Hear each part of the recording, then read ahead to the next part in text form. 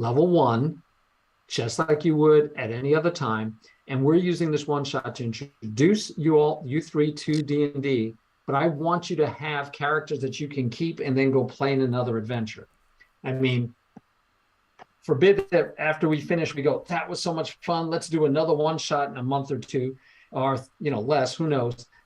You could bring the same characters back and they will have gained hopefully a level or two. And as you gain levels, you sorcerer, you'll gain more spells. You become more powerful, more deadly. Paladin becomes stronger and has more healing and can do more damage, and smite attacks, right? You go crazy. And our other one is a ranger, so she'll get better at shooting and killing and doing all those kind of good stuff.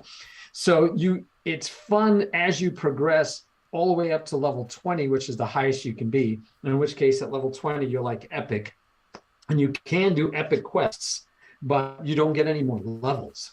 But that can easily take years to get a character to be a level 20. So I'm just going to start you at level 1. My goal is enjoy the adventure, learn about the game, build on your character, have something I've never done before, which is DM online, and try to make it where we do 90% role playing and only 10%, out of character. So I'd much rather us participate in character for the most part, and it might only be 60%. 90 is a very lofty goal. 80 is probably healthy too. So I want you to be able to play in character, and then we only go out of character for the small things we have to do to keep the game, the mechanics going. But I'd much rather you enjoy the role play again with each other. Oh, and the beauty of D&D, is the game is whatever you make it. Now, I'm going to probably direct you a little more than I would in a normal adventure or campaign, because it's a one shot, right? We only have 6 hours. So I can't let you basically just go off and do these little tiny things and never do anything exciting. And at the end of 6 hours, you'll be like, well, that wasn't a lot of fun. Yes, because you guys chose not to do anything exciting. And so I'll kind of lead you a little bit more than I would normally, but that's why, just to make it so that you can get through more things, if that makes sense. Hey, Flavio. Hey, guys. I had a couple mechanics questions. So yes, I know you that's wanted what us we're to. Here for. I know you wanted to make it like cheap for us, so we wouldn't have to make an investment. Like if we like D&D, then we can go buy all the books. So I noticed the website you sent us. It looks like we can roll our dice just by like clicking on our. Like I tried clicking on my stats and it would do a roll for that. Do you recommend we have anything like paper, pencils, a calculator, anything like that as like a handy tool? Right, absolutely. That's the fun part. We're going to do this online, and we're going to use D&D Beyond. You have a free, I have a paid subscription.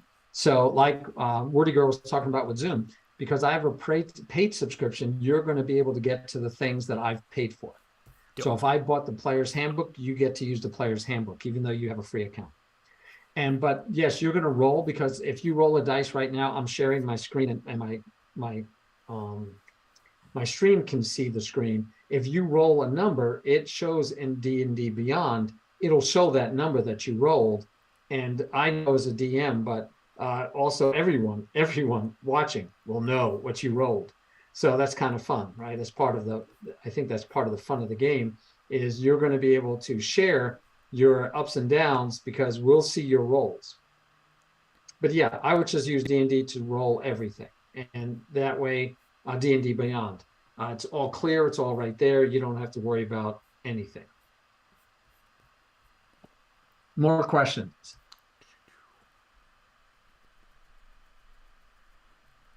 How do you talk to me a little bit about like when I role play a character, right? Do I just like start doing it?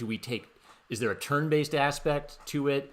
Yes. I know you mentioned you'd like us to get to the point where we're like in the role of our characters and maybe like speaking as our characters, but do we have to like, I don't know, step out of it a little bit to, I don't know, figure out game mechanics and attacks and then maybe step back into it? Yes. So the way it will run for the most part is you'll do things like the first part that we always start with and session 1 will be all the characters have to meet each other, because they could know each other. I could do a backstory and just tell you, you're already been adventuring for the last 2 years together. But it's usually just, it's the norm where you get to introduce yourselves to each other. So you might say, well, I'm so-and-so and I do this and and oh, I like that hat you have. And then the other character would be like, oh, thank you very much. I think it is a nice hat, but I really like your armor. Where'd you get that from? And you could have these kind of starter conversations. But then you'll have in-game a lot and things are going wrong, right? Oh, there's a bunch of orcs attacking. And, now you could say, well, my character tells, the sorcerer, throw a fireball. I'm just making that up. But rather than say, hey, I'm telling the sorcerer to throw a fireball, you would just do it, right? You just turn and say, hey, Anselma, hit him. Okay. She'd be like, so we can speak directions and we can talk strategy in character. Oh, yeah. Oh, totally. Yes. It's expected that you would and will. Good questions, though. Yes, you definitely can work out strategy, and you could do it totally in character.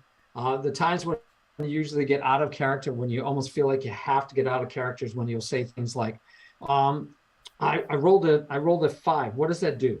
Do I miss? Do I hit? You'll ask questions like that. And you wouldn't do that in character, because in character, you're saying, I take a mighty swing, and I go, okay, I see that you rolled a 5. Okay, that missed badly. So I'll say, yes, you swung wildly though, and you spun around and fell down, and the creature is laughing at you, right? Then you can role play some more. You can say, oh, you blackguard, you should never laugh at me, and try to recover and try to save face. It's whatever we want to make of it, which is the fun part. You guys can make it go any way you want. Before you ask the next question, let's talk about a little bit of ground rules. I hope this doesn't bother any of you, but I'd like to keep it clean so that my kids can watch it later. That's probably my only actual request, is that we don't go off the rails as far as a language or some weird stuff. But yeah. So if we could keep it relatively clean, I'd be appreciative. But other than that, it's fair game. Another thing you normally never do is attack or steal from your own party members. Now, you could start a game that way. If one of you was a rogue, which none of you are, but if one of you was a rogue, you could start by trying to rob someone and then deciding to give them back their money, right? And that could be your introductory activity where you meet each other. So that can happen. But in general, we try not to ever steal or fight or kill each other, because that kind of ruins the game for everybody else, because it's like, why did you do that, right? I'm on the same page as you. We're together. We're supposed to be working together to make this happen. I have to update Abel. All right, good. More questions. Those are great. By the way, these are super questions for people that have never played before. You're doing great. So keep it up.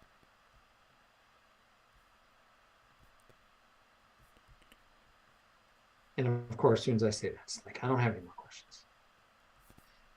Well, I have a comment that, yes, I haven't really played the official D&D before, so the mechanics is something that I probably will need getting used to.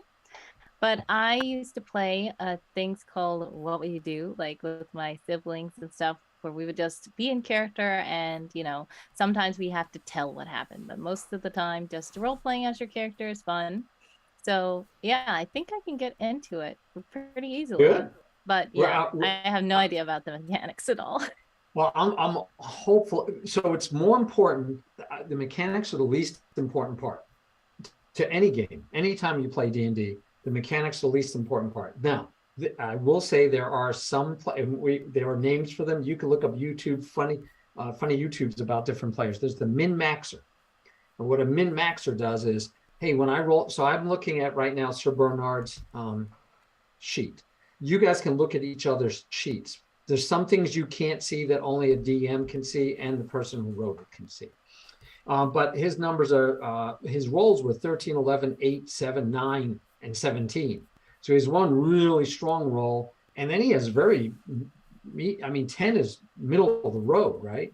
You'd want more 14s and 15s and 12s if, you know, higher numbers. So then if I look at Anselma, am I pronouncing that well? Yes, you actually got it exactly right. Anselma has an 8, that's a nice low one, 15, 10, 12, 13, 16.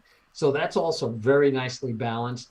And so what happens is a lot of times a min-maxer will be like, I got to roll again. I need like, I want an 18, I want 17, I want 3 16s, a 15, and I don't want anything lower than a 14, you know, and because they're trying to make their character as powerful as possible. And which, you know, Daria said she'd be right there. She thought it was at another hour. So as we said, she thought it was in an hour from now. Time zone shenanigans.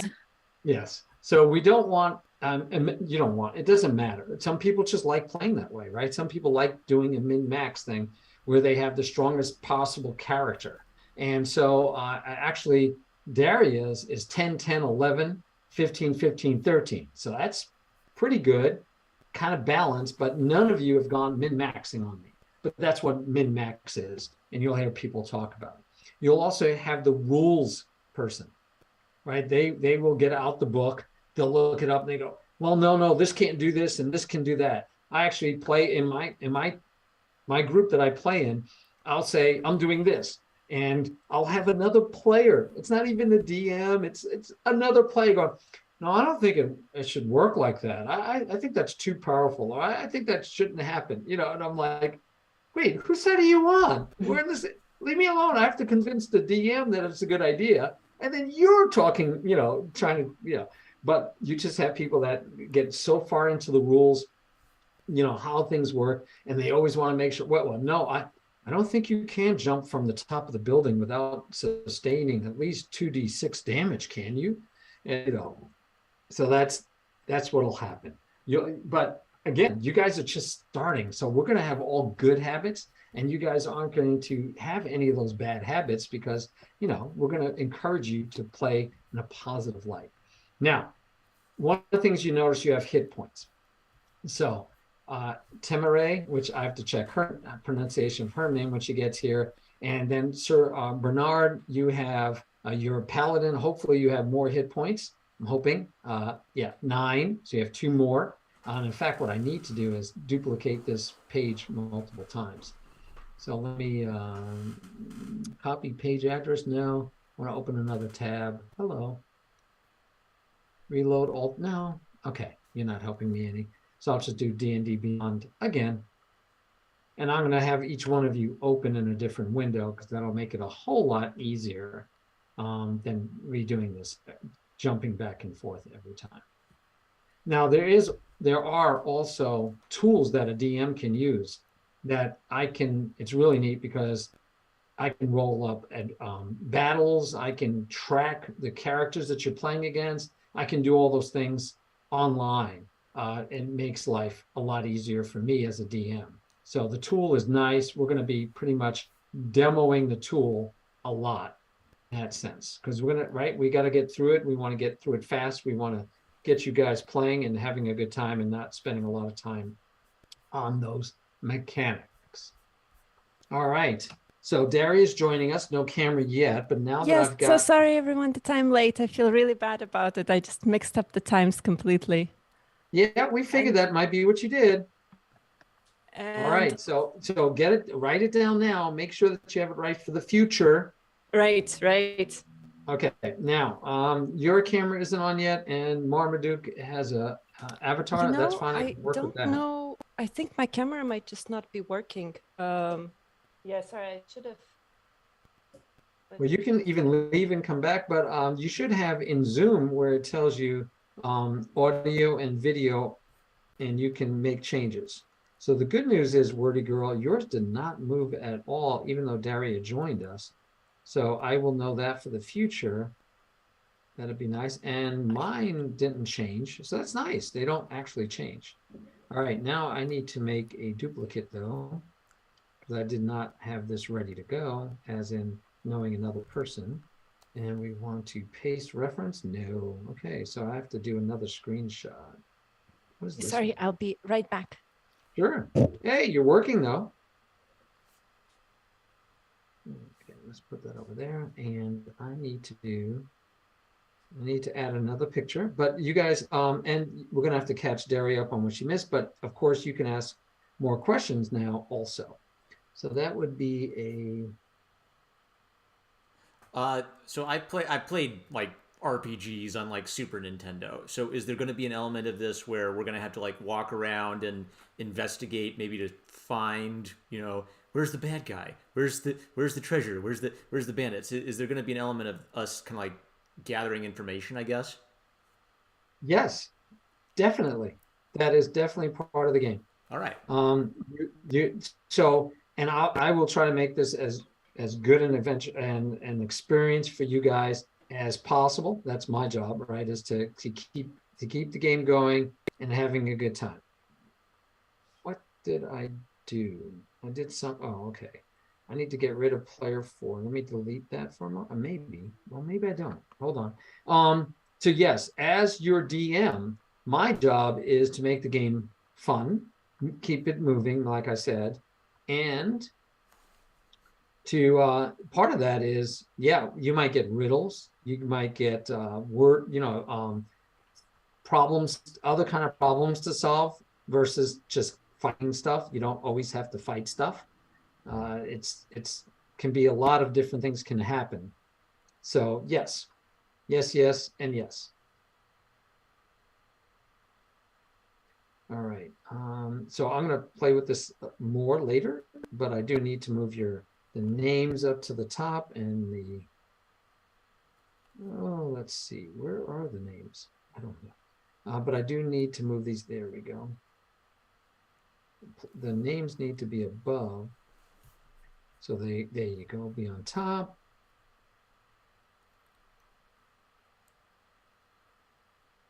And I'm going to play with the layout. This is part of what I needed for our first session, is to be able to play with the layout.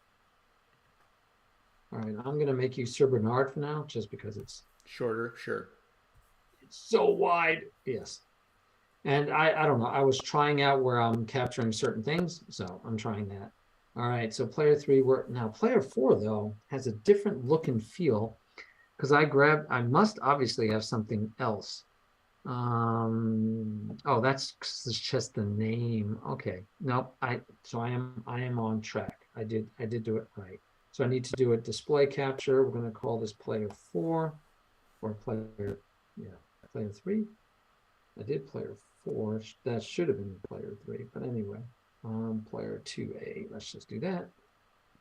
And then I need to shrink you down to your avatar. Okay, so yes, you will definitely have opportunities to do different things in the game. I definitely will give you a mix, because I don't want you to think it's all fighting, sword and sorcery, slash and crash, and I want you to have fun, and I want you to try different things. So I will be putting a lot of different factors into the game, including, like you said, riddles, things you have to solve, mysteries that you might have to uncover.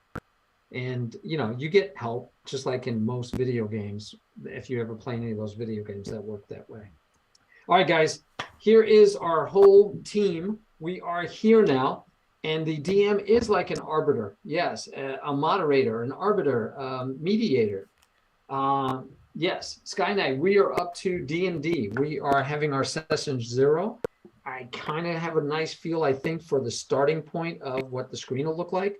I might try to get fancy later, but now that I have things in place, I can probably play with that later. So Marmaduke has been asking great questions, Daria. So you missed some of those great questions, so we're gonna have to catch you up on that later. What else do I want to tell you guys? I had one D&D question from someone on my channel. They asked, do you use Roll20 or Theater of the Minds? And I don't know what those are. I'm not sure I do either. I do like Theater of the Mind in as much that I understand that to be where we are going to, like I said, role play, and a lot of the stuff will be in your mind. I'll describe it versus showing it. So maybe that's what he means. I'm going to use some imagery from time to time, like my background, right, is a bedroom in an inn. So you can also do that. You can, one of the players that I have that I play with, I told you I play in an adventure. It's going on its second, we're in our second year already.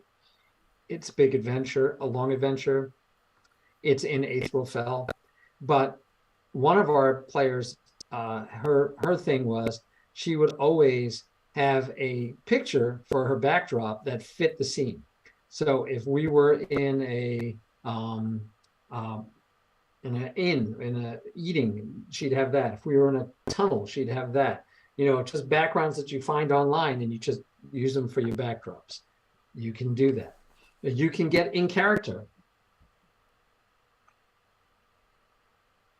As he steps away from the camera. So, you know, when I play Sir Lock the gnome, and so I went ahead and got myself some ears. Bada bing. Well, wait, there are gnomes in this universe, right? Oh, definitely.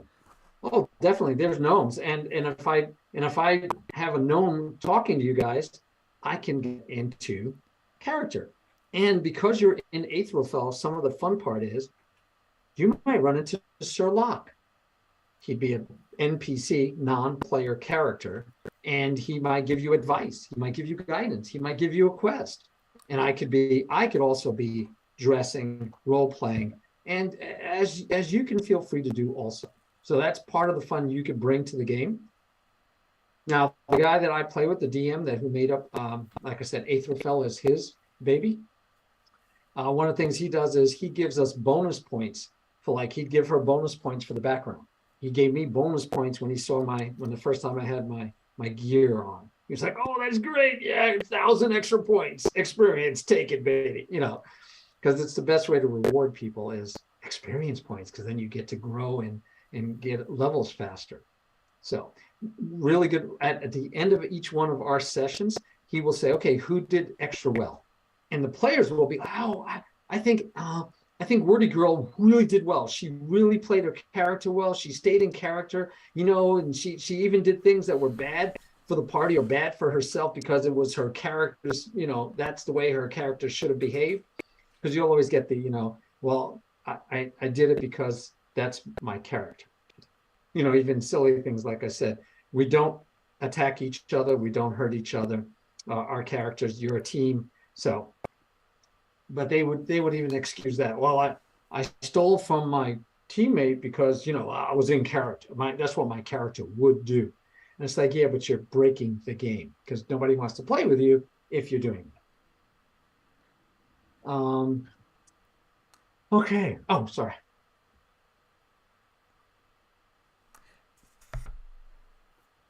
So we're going to be using D&D. Daria, one of the things you missed is this is the world we're going to be playing in. It's called Aethelfell. I don't know which town you're going to be starting in. That'll be a surprise for next week because you can't even see most of the towns in here. There are some towns. If we zoomed in, you can, let me see. Yeah, I should be able to zoom in somehow. Oh, there we go. So here's a small town. Gwendolyn's Tower, Sarathia. The Grimstone is the capital. If you ever read any of my books, you'll find out that this is the capital of Aethelfell. But you guys are going to be participating in Aethelfell before the books of Sir Lock have been written, so you're not dealing with all the stuff that's going on in our sessions. You'll have your own adventure. And I haven't decided which town you're in, but you'll find out. And you'll remember, since you only have 6 hours, a one-shot over 3 sessions, you're not going to see too much of the world. Because as you can imagine, it would take you a month at least to travel from one end of the world to the other. Even by horseback, it would take you a month. So we're not doing far traveling. You'll be dealing with something nearby. All right, and so part of my job is to give you things to try and things to do.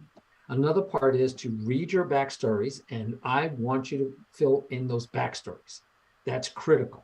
I need you to give me some backstory. It doesn't have to be awesome, but I should have enough information that I can weave it into the game. Even with a short one shot, we want to weave in as much as we can into the game based on your characters. So you want to know your character's backstory too. Don't forget to know your character's backstory. If you don't, yeah, it could become interesting. Yes, Ratchet, gotta love a good backstory. All right, guys. So Marmaduke fan, I need to know what I need to do to shout out to you to make sure I have yours. I know DariaMakesGames, and I know WordiGirl. My channel is called #1 Marmaduke Fan. I use the hashtag symbol in the Roman numeral 1. I do comics, art videos, music videos, comic and book and movie reviews, all kinds of stuff. So when you say use the Roman numeral, do you mean the Arabic numeral 1? The Arabic numeral, you're right, you're right. Okay, good. Okay. All right, so there you guys go. I'm going to, let me start making notes. So one of the things I'm going to do is I use Nightbot, and I'm going to set up Nightbot for this adventure so that I don't have to give you guys shout outs. It will just periodically, like say every half an hour, it'll list you guys and your Twitch channels. And if you want any other channels you want highlighted, advertised, send me in Discord. Can do. So that way I won't be wasting our time doing shout outs in the middle of the game. It'll run on its own. If you like, I can put my website where. Yeah, whatever you want. Whatever you want viewers to see. And if you give me the website, then they can click on it and go see your stuff. Marmaduke fan, same thing. You know, I know you do artwork, and I already show off your Webtoons pages. So feel free to give me whatever you want. I'll put it in there, and it'll run every half an hour, maybe every 45 minutes. We'll see. But that'll just run, and none of us will have to worry about it. It'll just run. I had maybe this might be a question for a DM and for Daria and WordiGirl. So you mentioned that either our characters could have been traveling with each other for a while, or we could be meeting each other for the first time. So I'd be interested to know more about everybody's characters and where they came from. But on the other hand, should there be maybe like a surprise element where we don't know anything until, I don't know, we run into each other in town or something? Yep. That's usually more fun, but at the same time, again, a one shot, I'm going to try to strictly keep to maybe 15 minutes total. So you probably have 5 minutes each to introduce yourselves at the right moment. So one of the techniques we do, I haven't decided yet, so I'm not giving away anything, right? I don't know yet. But one of the things we'll do is we might have a WordiGirl and we'll have Anselma and Temeraire. How do you pronounce your name? Temeraire. Say it again. Temeraire. Temeraire. Okay, you're gonna make it tough on me. But anyway, Temeraire and Anselma may be heading into the village at the same time, and they just might strike up a conversation, and then they might see something going on in the distance, and it might be this paladin, doing a practice session with a squire. Yeah. Right. That might be how you guys meet, and I will lay it out, and I'll look to you and I'll say, yeah, that's you, and then you would, you chime in and speak up. So that could be one technique. So that type of thing happens. Then you might tell more, right? Like I'll say, well, what do they see? What do you look like? What are they, what are you doing? And what does your armor look like? What is your, what do you look like? And they could do the same thing. They could describe themselves. Very improv theater vibe. Like we've all got to, don't be shy. We've all got to be able to hop. We've all got to hop in at some point. Yeah. Would it make sense for me to narrate? You did ask me about this. Would it make sense for me to narrate something he does, like Sir Bernard gives a bunch of gold to peasants, and then say a line as Sir Bernard, and then cut?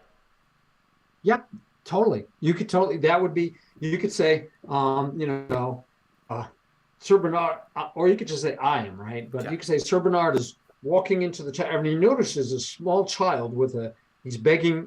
And by the way, I didn't tell you there was any child outside the tavern. So right? I can invent things that I see. You can make that up on your own, right? Because you're helping explain your character. So you can just say, hey, Sir Bernard sees a small child with his hand out for breadcrumbs, and he takes out a gold piece. By the way, gold is that gold, like one gold, it's like $100 to $1,000 in our time. So, you give him one gold piece, and the kid bites it and looks at him. And now what you'll normally do is you'll say, Sir Bernard gives him a gold piece, right? You can't say what the child does. All right. I do that for you. Okay. So then I would say, oh, thank you, master. Thank you. And he bites the gold, and he says, ooh, ooh, and he runs off, and then you might meet that character again later. You don't know. But you could have set the stage all on your own. You guys use your imaginations. You go, hey, I think there's a little kid begging out here, and I want to show you that my character is generous, so he gives a gold piece, or a silver piece, or a copper piece. So yes, that would be great. That would be the less I have to do, and you guys use your imagination and do it and create the world. That is the perfect D&D, where the DM kind of guides, kind of keeps it moving, but it's your game. I have to get out of your way a lot of the time. I have to let you do what you want to do. I have to let you experience it and have fun. My job is to make you guys have fun. It's weird because you might think, oh, the DM is in charge. He gets to, no, my job is to get out of your way. So yeah, if the more you do that, the more you in those instances. Now, if I tell you, a pack of wolves are attacking you, and you go, well, the first wolf is scared. I'm like, again, no, you can't tell us about the wolf. You can tell us what you do, right? So you can't say, oh, and there's 4 wolves, but there's this giant eagle that's swooping down. No, again, those are, but you saying that there's a kid begging outside the tavern, that's totally acceptable. So you'll get used to what's good, what's acceptable and what's not. Like if it's something big that's actually affecting the story and breaking the game, then usually that's not allowed. But if it's something that's totally not, like it's just for comic relief or something that like isn't going to break the game, usually it's allowed. Exactly. And you as DM act basically as the final referee on whether it makes sense to add something. Totally. We talked about rules. Well, I'm sorry, Daria, she speaks. Go. Oh, I was wondering how, when WordiGirl is mentioning comedic stuff, how comedic or serious are we keeping it? That's a great question. Let me know what you decide. Oh, me? Well, I'm happy with anything, but I'm not very. My imagination needs. Right. I'm going to play. I guess spoiler. I'm going to play slightly. No, comedic. Don't spoil. Okay. A little comedy, I'm okay with. I'll go for it. Yeah, it's totally up to you guys. If you guys get off the rails too much, I'll try to bring you back because I need to make. So this is the other thing the DM does. I have 3 different personalities, 3 different people playing, and it could be worse. You could have 4 or 5 people, and I have to make sure you all enjoy it. So if WordiGirl or Anselma really likes fighting, right? She just likes hacking and slashing and killing stuff. I mean, that's she's enjoying that. She's like, let me roll again. Oh man. And she's enjoying it. I can't have all riddles, but I can't also have all hacking and slashing. If Daria says, no, I kind of really like the riddles. And we definitely can do humor, but if Marmaduke says, no, I want to be serious. I want to, this is serious. This is life and death. So that's my job, is to keep it so all of us have a good time. That is that is part of my job, is to make sure you all have a good time. And so, yes, but the more you imagine, the more you participate and take ownership of the adventures, the better you'll enjoy it, the better I'll enjoy it, because I'll sit back and laugh and have a good time, and the better the viewers would enjoy it. But mostly, it's you guys that we want to enjoy it. They're just along for the ride because we want to see what it's like. You guys have never done it before, so this is good. Oh, so it's everyone's first time? Yes. Yeah. And WordiGirl and awesome. Okay, I feel like I'm in good company. Yes, I got lucky. I tried to find you other noobs, as they say. And yes, they have some of them understand. Like WordiGirl said, she's done improv, acting, but not, yeah. So when we play again, I don't want to talk a lot. I'm going to lay down some stuff. I'm going to give you some info. And when I talk, it's usually like, oh, wait, this is something we need to know. Okay, good. Then I can go back to playing.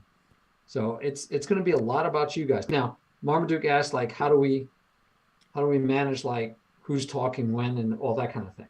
That's going to be partly you guys just have to get along, right? You have to, oh, Daria was talking. Okay, let me listen, Okay, I'm going to add in now. And you definitely can think about things. You can, unlike having a productive conversation where you want to make sure everyone gets all their thoughts out before you would interject, and you can play off of each other. Got it. Thank you. By the way, Tiberian, I really like your both background and attire today. You're very in the D&D style. Love it. Thank you. Yeah, and I'm sneaky because I'm still wearing a superhero shirt, but it worked. Oh yeah, I thought it's like supposed to be. I thought it's supposed to be like teeth or something, or yes. It's crystals. Yes, it's Black Panther. Oh, nice. But it works, right? I can. But background is definitely, and we were talking about that, Daria. You can use backgrounds. Just find pictures and use the zoom background feature, and you can do backgrounds. If I tell you you're in an inn, go get a picture of an inn, right? And change it. Okay. And change your background. You can do that too. Yeah, I like that idea. Okay. If one of you happened to have been a bard and you actually played an instrument, you could actually be playing the instrument on stream. That would be great. That's, it's like using the hat, having a costume. So you can role play, you can cosplay, you can do as much or as little as you like. Okay, sorry. I apologize, by the way, for eating because I mixed the times. I kind of started preparing dinner right beforehand. So I'll go get a napkin and I'll be right back. Okay. All right. So what do we have anything left that you need to do that you need my help with setting up your characters? So you should have had a starting point that you could pick either equipment or money. If you pick money, did anybody pick money instead of equipment? I picked equipment. Okay. I don't think remember. I also picked equipment. Okay. Daria? I don't remember. Okay. Well, you can open up your character, and I can I don't want to open up your character because I have it open already. And if I went and looked at your inventory, that usually, so you haven't picked yet. It says, oh, okay. If you want starting equipment or gold or add item, I would say starting equipment. And inside when you're building your character, which if you click here and then go manage character and levels, hopefully you can see that. You can click that and then you can go through and pick, I want to start with the adventurers pack or the whatever pack you want. And don't sweat it because, it doesn't really matter that much. You don't have to, it's weird. So some things that are not strictly realistic in the way we play, and Marmaduke was asking me about this, like with armor and stuff, we don't worry about like that you haven't showered in the 3 weeks that your adventure takes. You never have to shower or bathe or sometimes and it depends on the group. If you guys go, one of you says, well, I really like keeping track of how much rations I have and making sure I have enough food and drink and that we eat. And, if we don't eat, I get hungry and I get lightheaded if I don't eat. So if your character plays that way, then we will do much more with tracking your food, right? You'll have to buy food before you go anywhere, and you'll have to carry it with you. You'll have to have rations. You'll have to be protected. But then other people like, man, we don't really want to track food and drink. And a lot of them if you watch the online ones, a lot of them I think do that. They don't bother with food and drink. We don't either, in my adventure. So you don't have to, right? You could just say, nope, we're just going to assume we have food. We're going to assume that we can hunt. We're going to assume that we get food. Now, you might go to the inn and buy a meal, and then, yes, you exchange copper, gold, or silver, and the DM will have waiters come over and feed you and give you food, and you can do all that. But as far as about worrying about making sure you have food all the way through, so there's actually spells, and the sorcerer probably can get the spell. There's spells that you can use so that you never have to buy food, right? You can like have unending food each day. You just have to cast a spell once a day and you have food. It's because some people really care about tracking that. So it'll be up to you. It'll be up to you. I wouldn't mind going a little easier on some of those details on my first session, because it feels like it might add a lot for me to keep track of, right? So I could maybe concentrate on the role play and not like the food rationing, basically. Exactly. And that's why we try to keep it simple. We try to keep it really simple. Dream Cartographer, I'm sorry. If you overdo emojis, yeah, I think if you do 3, 4, 5, it's fine. I think up to 10. I'm sorry about that. It's my Nightbot, guys, just so you guys know, is super strict because I have children I teach chess to. And so I invite them to come and watch my stream to get their chess lessons for free. And therefore, I have to make sure it's very strict, right? So it's just set at a high level and it doesn't like multiple emojis, I guess. Sorry about that.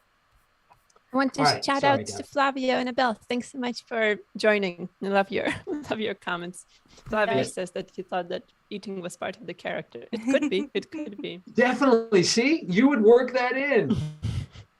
So maybe your character likes to eat a lot all the time. Constantly.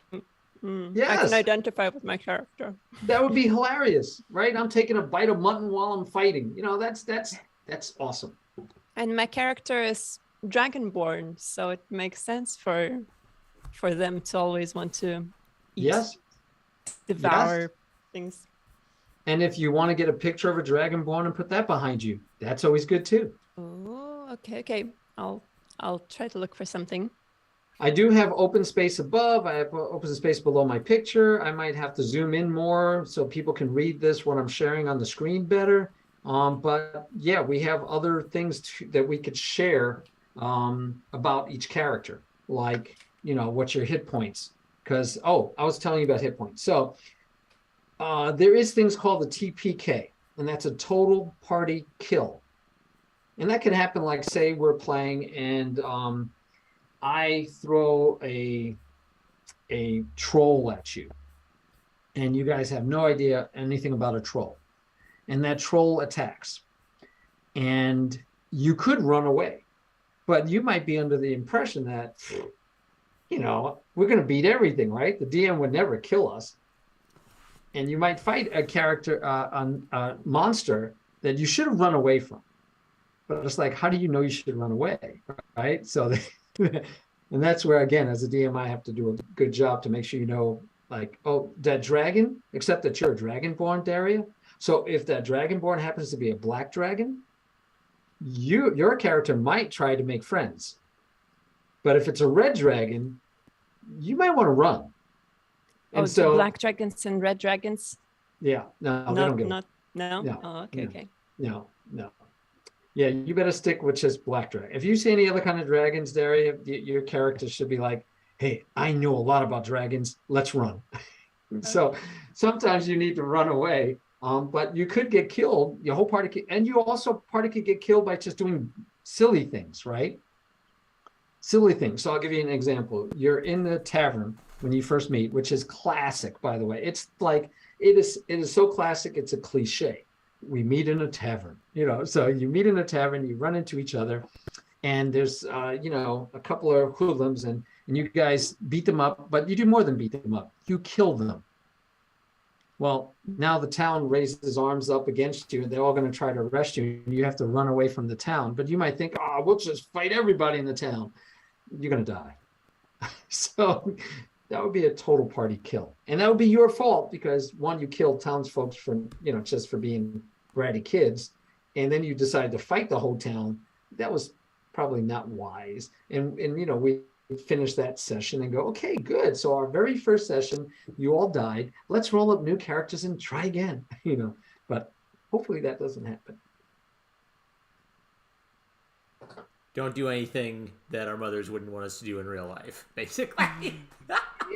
Well, you just don't believe that your character's invincible. Yeah. It's not a good idea. And especially when you guys only have 7 and 9 hit points. So, you don't have a lot of hit points. Anselma, 10 hit points. Oh, the ranger. Nice. Okay, I was like, and a human. So that's good. Yeah. So, but you guys have 7, 9, and 10 hit points. I'm telling you, if you went up against a lot of creatures, the stronger 3rd level, 4th level creatures, they'll do like 20 points of damage. That means you're dead, right? So, yeah. You can go down to 0 hit points. You're unconscious. While you're unconscious, you have to, every turn, you have to roll a die, 20-sided die. And you're trying to survive. So if you stabilize unconscious and you live, you have to, you can't fail. If you fail 3 times, your character actually just dead. Now, doesn't mean he has to be dead forever, because, if you can go find a high-level cleric to resurrect them, they can come back. But you guys have probably not enough money to resurrect anybody, and you probably don't know any high-level clerics to resurrect you, so you'd be making it really hard for me. So you just want to be wise about your healing and living, right? But you have 3 chances to fail, and you have 3 chances to succeed. If you succeed if you have 3 successes before you have 3 failures, you're stabilized. You're still unconscious, but you don't have to worry about dying. You're just out of the game until somebody heals you. By the way, you almost always want your party to have a healer. And you do. Because a paladin can heal. I can heal. So I lay on hands. Cool. Yeah. And I think I can heal like 5 times a day. Yep. And why do they do that? Because, you don't always have a cleric in your group.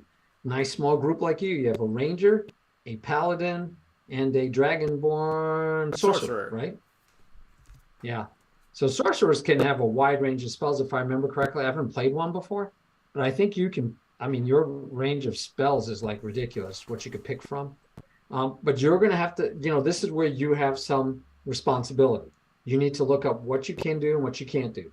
And if you try something and I go, that doesn't sound right, we'll have a talk, right? If you try to have, I won't say any names, but if you try to have like you tell me, yeah, I have my equipment and I bought something like a magic sword. I'm like, no. You couldn't have afforded a magic sword. They are way too expensive, and you earn magic swords in the game. You kill a creature that was using a magic sword against you, you get to pick it up and use it. It's yours now. Things like that happen. But yeah, normally we don't let you start off with magic items at all because, right, that's something you get throughout playing in the game. So rewards you might get during your adventure, each session, you might get these rewards in the middle of the session, are magic items, are potions, magical potions, and you might also get money. A lot of times you'll find money if you ransack the body you just killed of that orc, and you'll find that he has a pouch full of gold, and you just got a pouch full of gold for the party. Normally, you split that money amongst the party. Normally. Now, you don't have any rogues. Rogues would be thieves, and they might be more reluctant to share with the party. But again, you don't want to break the game, so normally you would not keep things or steal from your own party members or try to hurt your own party members. But anyway, so rewards of those. You also can get inspiration. And if you look on your sheet, you'll see at the top up here, right next to speed, is inspiration. And I can give you inspiration as a reward. And what that does is anytime you roll and you get a bad roll, you could say, I'm going to use my inspiration, and you get to roll it over again. Very useful when you needed a 20, or you needed a 12, and you rolled a 2. So why is it not filled in right now? Why is there no inspiration? Because you don't have any inspiration. I didn't give you so you obtain it during the story, right? I have to bequeath it to you as the DM. It's one of the rewards that you will get. You do need to roll up your initiative. This is a +0 initiative, so that might be correct based on your dexterity. And your dexterity is 10, yeah. So you get a +0 to initiative. But if you had a plus to your initiative, that means when I say, okay, we're going to battle, and you guys have to roll for initiative. So Anselma has a +2 to initiative. So when we roll for initiative, everybody would roll a 20-sided die. And then you go in the order of your die, right? So if you're number 20, you get to go first.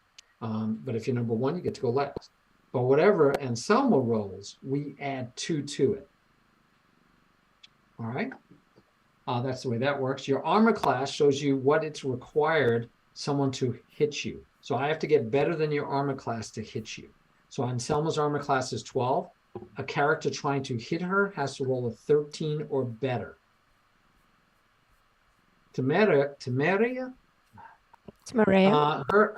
her armor class is a little better, 13. I've got to roll a 14 to hit her. All right, and Bernard's is a 12. I got to roll a 13. So this is one of those I'd also double check, because Bernard, if you have armor on, I'm surprised your armor class is only 12, but it could be also. I have chainmail. Do I have to maybe I have to attach armor? Oh, you only have chainmail? Right, and I actually envisioned having full armor, so I'm trying to look around and see if I can find it. So what you want to do is you want to put it. Notice I clicked it. Ah, that means it's equipped, right? If I click it, it's equipped. It's equipped, and now look at your armor class. Okay, it popped up. Yes, there we go. So I actually have to put on the stuff I buy. Okay, that's important. Yes, yes. And if you're going to use the greatsword, you should click it. Okay. If you're going to wear this, now the signet ring doesn't have an option there. So some things don't have an option for you to equip, no worries. Okay. But the ones that do, you need to click so that you can actually, it knows that you have it, and it'll help you use it in the game. Okay. Now notice that when you put on your chainmail, heavy armor, and you all can look at this, under stealth, you dropped. You have a D. You have disadvantage on stealth. So if you tried to sneak up on somebody and I say, okay, their perception is 15, passive perception, so you have to roll better than a 15. And you roll the die, and you roll a 17, you go, yes, I snuck by him. I go, no, it's a disadvantage. You have to roll twice, and we take the lower of the number. And you're at disadvantage because heavy armor is really hard to be stealthy in. So it gave you better armor class, but it made you very unstealthy. And the disadvantage is really hard, right? Because that means you have to get 2 rolls above whatever number you were shooting for. Okay. So yes, all of you can equip. Now, as far as buying equipment, but you get equipment to start, then you also have gold. You'll have some gold. You should have some gold. But like Temeraire, you haven't done your equipment or your gold yet? I did now. Okay, let me refresh. When you do that, I will allow you to buy any mundane item. So in other words, any normal item, you could just look it up either in D&D Beyond or any place else. You could just look it up on the Google it, and you can say, okay, I want to buy a sword. And so you can buy a sword. It doesn't say, it's still not showing. Anyway, I will be able to see it eventually because I'm the DM. So we'll get there eventually. We'll get it up there. But if you want to buy a sword, if you want to buy armor, just as long as you have enough money. Armor is very expensive, right? So most people, when they first start, they'll have no armor, or they might have leather armor, because you can only buy what the gold allows you to buy. Now you get a little break because I don't make you buy food, right? So you can spend your money elsewhere. So a paladin makes total sense to have a good sword, a good weapon, more than one weapon is great, a shield, armor. So it's based on how much money they allow you, or if it's doing it via equipment, that makes total sense. A sorcerer normally can't wear armor anyway, because armor would interfere with your casting and making spells. So very rarely do you get to wear any armor at all. Okay, and then can you try refreshing again to see if it got added? Okay, yeah, I will. Let me check out Anselma real quick. Rush. Well, Anselma, same thing. You're going to pick which things you're carrying, and you can. And this is where I said the game is unrealistic, because you can carry a quiver of arrows, you can wear your light leather armor, you can have a longbow, You can also have a quarterstaff. You can also have a spear. And you're like, wait, a spear and a quarterstaff? Where am I carrying this stuff, right? Well, you lash it onto your back somehow. We don't really worry about it. Yeah, so I put something on, but I don't think it loaded yet. Okay. Loaded to my screen yet? Yes.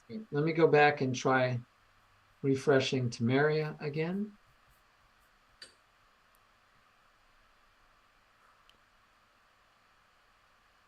Hey, all right. We've got equipment and you have 10 gold left over. Nice. You have 2 daggers. You are a sorcerer. Daggers is fine. Ink, definitely. Orb. Oh, I like it because usually you have to have something that you like, an arcane focus, something that you like to cast with, right? Something that, so it could be an orb and that's good. You want something small, maybe that could fit in your hand. You don't want it to be too big, too obvious. A lot of times people try to get like a necklace, like you might take your orb and say, oh, I'm going to find somebody that can make it into a necklace, you know, and shrink it or use something. And so it's more manageable and I don't even have to carry it around in my hand anymore or in my pocket or in my pouch or my backpack, depending on what I have. Very good. Now down here, you'll see at the bottom, it says Attune Objects. And that means that's usually if you find, and this is usually magic items. So you get a very special magic item and those may require attunement. And what that means is you have to take like a night in game and study it and make it yours. And then it will work for you, but not for somebody else. And so then if somebody steals it from you, like a bad monster of some kind, they steal it from you, they can't use it right away either because they would need to attune to it because it's attuned to you. But that's, you're getting something nice when you have to attune it. And again, if we were doing the classic one shot where we're just doing one adventure for 3 or 4 hours and you throw away your character, I might very well give you a bunch of magic items to start off with. You might be 3rd or 4th level and you can have bigger fights. But we're trying to introduce you to the game. I'd much rather you start. And it is a rewarding feeling to take a character from 1st level all the way up to 20 later. And so we're not going to throw them away unless you want to. You're going to be able to keep them and use them on and on.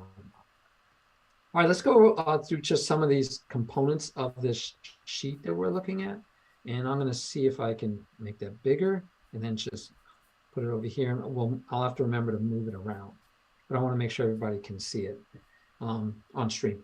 So these are your ability rolls, 10, 10, 11, Temeraire, 15, 15, 13. You get pluses or minuses. You can actually get minuses if you roll low enough to these items: strength, dexterity, constitution, intelligence, wisdom, and charisma. D&D Beyond is pretty cool. When you first roll it up and you're working on your character and you do these rolls, it'll tell you which ones are your key abilities for your character. So for a sorcerer, you need intelligence and or wisdom, right? It should have told you that. And so you put your best scores in intelligence and in wisdom. Good job. That's the way you do it. One of the things that I like to do, and we don't have to, you don't have to, but we usually do just to kind of, because you guys all rolled legit, you didn't like min-max it, we try to get the high scores all over the place. One of the things we'd like to do is allow you to move 1 point. So Temeraire might say, I don't need strength at all. If I'm in a fist fight, I'm in trouble. I'm a sorcerer. I don't need strength. So Temeraire, you could take 1 point off of the 10 for strength and you make it 9. And you could take that 1 point and put it on any other score you want. So you can make one either intelligence or wisdom up to 16. Okay. All right. And you have to do that back in when you're designing your character under managed character and levels. You have to go in here and you'd have to go to whatever the next one is. Class features. I might not be able to do it for you. I think I can. So in here, you could say, okay, I have an 8, 10, 10, 10, 15. Okay, good. And then you had pluses. So you get some pluses because of your race, like a dragonborn. You get a plus for your race. You'll get it for the character type you pick, the sorcerer, you might get pluses. So you had a racial bonus of +2 to strength. That's why you only really had an 8 score and it got you up to a 10. So that's just the example of you can get pluses for other reasons, right? So you had a +1 for charisma also. So you might say, well, I got a +1 for charisma. I'm up to 13. I'll take it from there instead of from strength, right? Because I don't want to be lower than 10, just say. So you can say, okay, I'm going to drop this from 12 to 11, and I'm going to bump up intelligence or wisdom by 1. And you should be able, right here, you have other modifiers where you can override your score. So you can also just do it here. You can say, okay, so I'm going to override that from 13 to, I'm going to make it 12, and then I'm going to override my wisdom or intelligence from 15 to 16. But you should be able to also change it right up here, I think. Yeah, I think you should be able, but you'd have to, if you can't do it up here because the way you rolled it, then you have to do the override. So you're allowed, all of you are allowed moving 1 point from anything you want to anything else you want, but only 1. Okay, any questions about that? Yes, can you show me again, please, how you get into this section after you create the character? Let me go back to your sheet. All right, so here's your sheet. Oh, I see it. Change sheet appear. No, never mind. Sorry. If you click on your icon, your image, by the way, you guys can actually load up images in here. So like WordiGirl, I really like your picture. You can load, did you already load it there? I think you did. But right here, you could change your picture, DariaMakesGames. Okay. And let me move it over because you can't see it because like a. By the way, I will do a little drawing of our 3 characters if I can get like an image reference for the for you two's characters. All right, Marmaduke fan. He's a cartoonist, so that's always nice. Oh. I need you to do one for Sir Locke so I can use it for my books. Yeah. Anyway, so you have manage character and levels is where you go, Daria, and it'll get you back into all the things you had to do before. Got it. Thank you. And then in there you can do the you can change and you can say, nope, I want to I'm gonna do an override and change that. So all of you could change 1 number. It's up to you where you use it. If you up your dexterity, you might get a little bit of better armor class and it's harder to hit you. If you up your constitution, you might, actually they don't have constitution anymore. Oh, there they do. Yes, they do. 3rd one. If you up your constitution, you might get an extra hit point every time, right? You can always get like 1 extra, depending on how high you make it. But you guys roll really well, very nice, honest, nice, good rolls.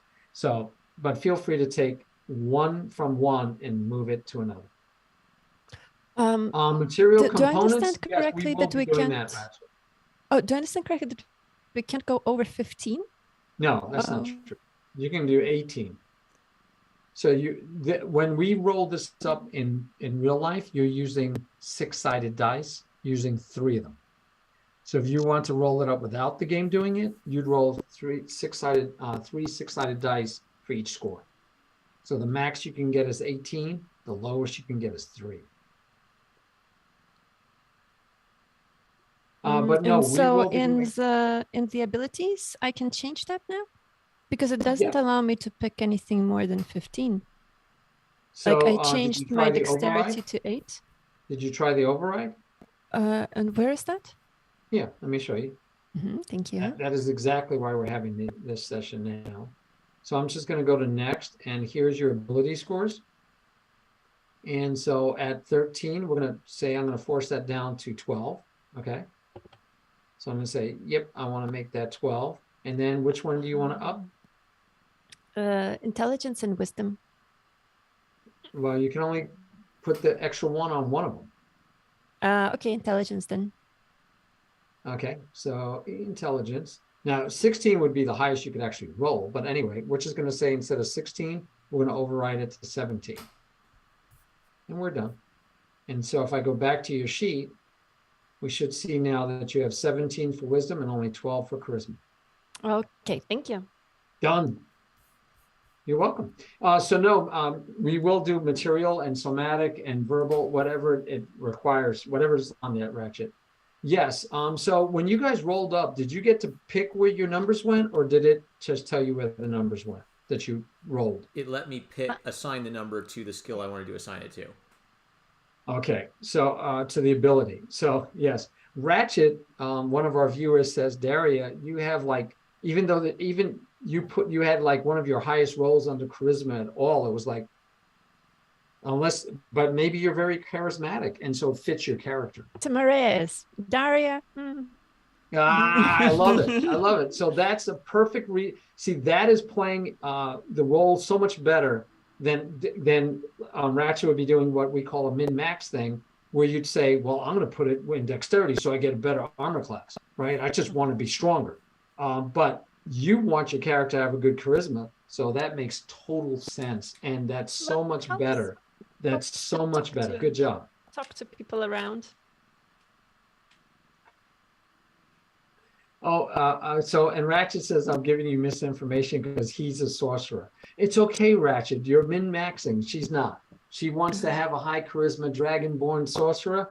Well, that's where she's going to put her and what is so min-maxing is like making it so that's the best, fits the best, fits your class the best. Got it. Yeah. So like you could be min-max where you want to like be as buff and strong and not get hurt and kill as much as possible, but also min-maxers will be like, what, I got an 8, I got to roll that over, and they'll want to. So like your 8 in dexterity actually lowers your armor class, right? Because if you look at it, your dexterity is -1. That's fine, right? It's fine, but normally a min-max would say, I'm going to take that 10 in strength, whatever you rolled. I think you rolled an 8 for strength too, right? So whatever, you take like, so in his case, he would definitely take the, whatever you rolled for charisma, the actual roll, and he would have applied it to dexterity, and he would have put his lowest number on charisma. Because you might figure, who cares if a sorcerer is charismatic? A paladin normally needs to be charismatic. A bard definitely has to be charismatic. A ranger?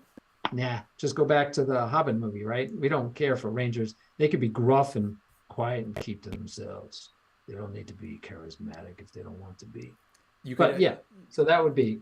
The two basics are doing it from a meta perspective where you're trying to make the strongest character that wins the game, or doing it from what makes sense for the character you want to play in a role play sense. So you could be, you could play a character who it'd be better to have charisma, but play him as an uncharismatic individual and then fit it that way. Yep. And so he was looking at your rolls, but her high roll was not in charisma. It is her third highest roll. She did put in charisma, but again, if that's her character that she wants to play as a charismatic character and not be that dexterous and not that strong, I think that's fine. But Ratchet's never be happy with me for that, but that's okay. But we're not going to be always fighting, right? We're going to be sometimes talking to people and with your bonus to charisma, you might be able to convince people to see things your way. There you go. So as an example, if I look at Sir Bernard has a very high charisma also. So two things. I thought I want to play a charismatic character, and I did have a IRL friend kind of spoil for me. Hey, if you're going to play a paladin should be charismatic. So I had a little outside knowledge impacting me. Yeah, that's okay. I mean, a min-maxer might say, yeah, you can put your 13 in charisma then, and you might want to put your 17 in strength because, you want to be able to do some serious damage when you hit things, because your higher strength will give you better damage on your greatsword and on your Morningstar. So when you hit things, if you had that 17 in strength, you would be doing, now obviously you didn't roll a 17 because you can't roll a 17. Right. I got to look at what your actual number was, but based on that, you might. I think it was 14, and I got bonus points for being a noble. I think. Right. There you go. So the 14. Well, I show 16 in charisma. Oh, maybe so it looks like you did a different type of roll for being a noble. Yeah. Okay. Yeah, it looks like you did a manual roll. I did. Yeah. What I did is I clicked on the stat and then it threw the dice on the screen. I entered that. Oh, okay. Okay. Okay. Yeah, you could have let the computer just run it, but that's fine. Yeah. So again, the 16 though, a lot of times you'll put that in strength so you can do more damage when you hit things. And then depending on your character, how much intelligence. So like your intelligence was 7 and your wisdom was 9. That's not bad. Constitution, if you're min-maxing again, you'd want Constitution higher because you get more hit points. I would. Okay. That's good to know. Yeah. The higher Constitution will give you the possibility of getting more hit points. Okay. But again, it is fine to be flawed. It is fine because that's real life, right? So it's more realistic. So, you have a very charismatic sorcerer who doesn't have good dexterity. She might trip a lot over stuff. You have a very charismatic paladin who isn't the smartest. Yeah, exactly. Perfect. That's totally good. That's great. It'll make more fun when you play them. But min-maxing is a thing, and it's just you have to want to do that. I like the flaws. I like having it where they're not great at some things, but then the things that they are really good at, then you lean towards your strengths. So if you're very charismatic, you're going to be using your charisma a lot. Ratchet, I'm sorry. Okay, you're not a min-maxer. I was trying to explain min-maxing, and you gave an example that could have been. I'm sorry. Anyway, I haven't heard from WordiGirl in a while. How's your character, and what do you think? Any thoughts? Yeah, I personally didn't have that much of a problem getting my character together because I was basing it off of a character that was mine, and she was already in stories and things like that. So I kind of tried to fit the character as much as I could to what would match with the D&D style and everything like that. Because I know that some of she's not actually a ranger, but she that's the closest thing that I could choose. Like in my world, there's not necessarily the selections that are available in D&D. So sure, okay, I get you. When you said she's not really a ranger, I'm like, what? No, that's if you saw her, you would say that you thought that she was a ranger, but it's just not coined the term in the world of Winsome Horde. Okay, excellent. All right, I'm feeling good. I hope you guys are feeling good. So what other things do we want to explain? The nice thing about D&D Beyond, a lot of the mechanics that you have to get out the books and really look at, a lot of it's taken care of for you. So like the proficiency bonus that you can get, and Anselma has a +2 proficiency bonus, means when we look down here at the things that when you designed your character that you're proficient at, and you can see these mean proficiency, right? So animal handling, you're going to get a +2 bonus to that. So when you roll for proficiencies, like if I tell you, okay, roll a nature check, it's giving you a +3 partly because of your scores and your proficiency bonus, which could be by race, it could be by the character type you picked, the role, what do they call it? Class. The class you picked. Or it could be for other things. And sometimes you earn things that give you bonuses. As you get higher levels, this bonus can also increase, and you'll even get better at these things.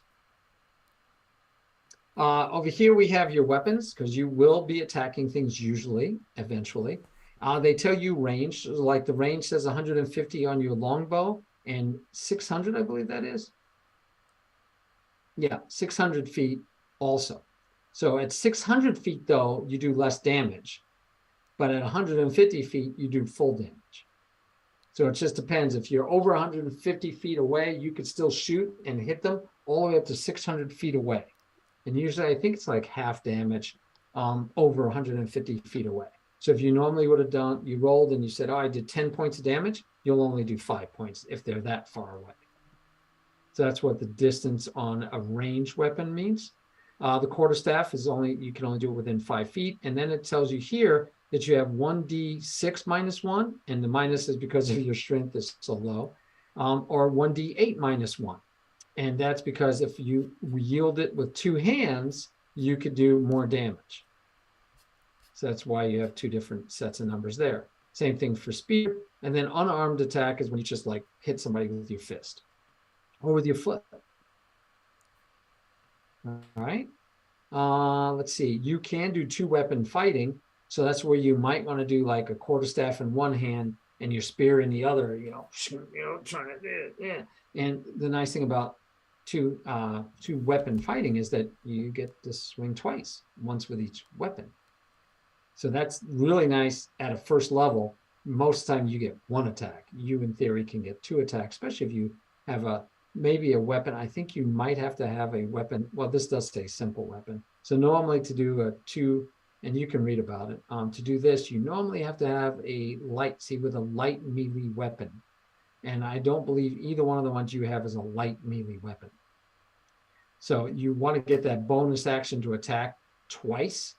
So you're going to want to probably at some point soon buy yourself a rapier or a short sword, or even like I think Temeraire has 2 daggers, because anything that's considered a light melee weapon, you can use both hands. Yeah, I think that yes, your second attack uses your bonus action. Thank you, Ratchet. Yeah, I think I chose those weapons because those are the closest to what she would really wield. She doesn't really wield blades.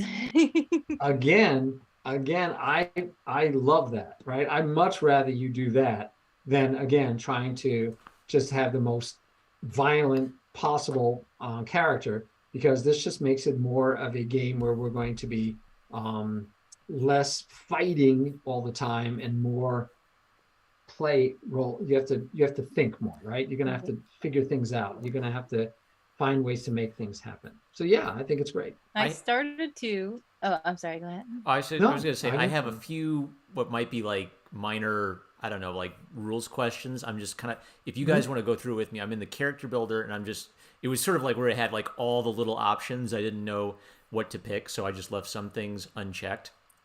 So I guess. Yeah, we can do that. But first, WordiGirl, did you have a question? Yeah, go ahead. Oh, I was just going to make a comment that the original character that I was going to play is named Sindri, and he doesn't really like to fight at all. And I was like, that just might be bad for the whole game, because honestly, he wouldn't go on an adventure. Oh, well, there you go. His brother Magnar drags him onto adventures, but he, if he had a choice, would not go. Okay, yeah, that's not good. That's not good. But yeah, if he just didn't like to fight, I think that's fine. But if he wouldn't even go on the adventure, you'd be like, no, I'll stay here. Yeah, like, unless okay. If Magnar was there to drag him along, because that's what usually happens. But got it. Yeah. Gotcha. And yeah, you guys aren't ready yet to have 2 characters. That's a lot of work. All right. So where were you at in here, Marmaduke? I'm on home under character builder. So okay. I guess first question is, do you care about homebrew content or any of these other sources? Right. So that's a great question. So homebrew content normally is going to be something I would create and give you access to. Okay. We're not going to be doing any homebrew content. You can put it on or not. It doesn't matter. Okay. Right? Allowing access to it won't hurt anything. I'm just letting you know. That's usually where like I'll create magic items specifically for you. It fits your character, fits your backstory. But that magic item doesn't exist in D&D, so I'll make it up. Okay. And I'll give you the rules around it, right? Like, it's a sword of smiting, and it does +1 damage, but every week, if you don't bathe it in cold water, it will lose its plus, until you do. So you can make up that kind of thing. And you can have cursed items where you get something and you think it's a really great magic item, but actually it's bad because it's been cursed and it does bad things to you. That's usually a homebrew item. Okay. I asked earlier about advancement type, and I found that. So it was on the same page as this, XP for advancement type. And then if you keep scrolling down, there were a few more that I was curious about, like hit point type. Coins do not count against your total weight. That's fine. It doesn't really matter. The weight that you can carry usually doesn't come into play at first level. Okay. But that would be like, oh, look, I just got 5,000 gold pieces. Well, and then you find out it's too heavy for you to carry because you have a carry weight maximum. So this is fine. But you were asking about which one? Encumbrance and hit point type. Okay, so encumbrance goes along with weight. It says, what are you going to do as far as, if I have too much weight, or if I have, because I just took the armor off of this orc I killed, but now I got to carry that armor. Where am I going to carry it? How am I going to carry it?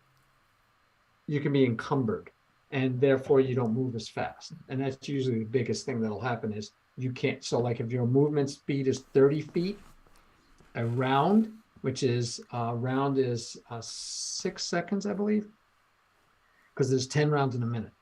So every 6 seconds you can travel 30 feet. Well, if you're encumbered, you might only be able to travel 15 feet. Okay. And so your party's like motoring, and especially if you're running away from something, you might not be able to run away. So that's what it's about. Would you prefer us all to have no encumbrance to simplify things, or do you think it would be more challenging for us if we had encumbrance? Yeah, it's another nuance. It's like eating, right? Making sure you have enough food and stuff and rations. So I'm fine with no encumbrance for you guys and ignoring coin weight, which I think probably automatically sets if you say no encumbrance. I don't know. This is up to you. Where do you want to put the modifier or the score? Which one do you want to be on top? I think if you just leave the defaults, you're good to go. And what was the other one you said you wanted to know about? Hit point type, fixed or manual? Yeah, fixed is fine. Again, we're at a very low. I'm hoping you guys get to a second, maybe a third level in the 6 hours we play. You might not even, but yeah, we leave it that way, fixed when we play, and it like you set your new level that you're now a level 2, and it'll show you how many hit points you have. Yes, totally, Ratchet. He says unless you actually reach another level, that won't matter. Okay. But I'm hoping they do. I'm hoping we get them at least to second level by the end of the game. And you do always get the max on the hit die for the first level. But at second level, I think it gives you like an average. But you could roll and you could get higher than your average, or you could let it be fixed, get your average, or you could roll and get a lot less than your average. So that's the risk of rolling. And it's just, you don't have to, if you just let it do that way, you don't have to worry about it. We're going to do XP, guys. So if you don't already have that set, instead of milestones, let's do XP. Because that way, every adventure, I can reward you with experience points. That's what XP is. It's just like in other video games, but I get to award those to you, and we award you to them for extra good play, for ideas, for acting, for being in character, any of those things. And I can't really reward you with milestones because you have to wait till you get to a milestone, and then you all would level. The nice thing is you all level together in a milestone adventure, but we're going to do an XP.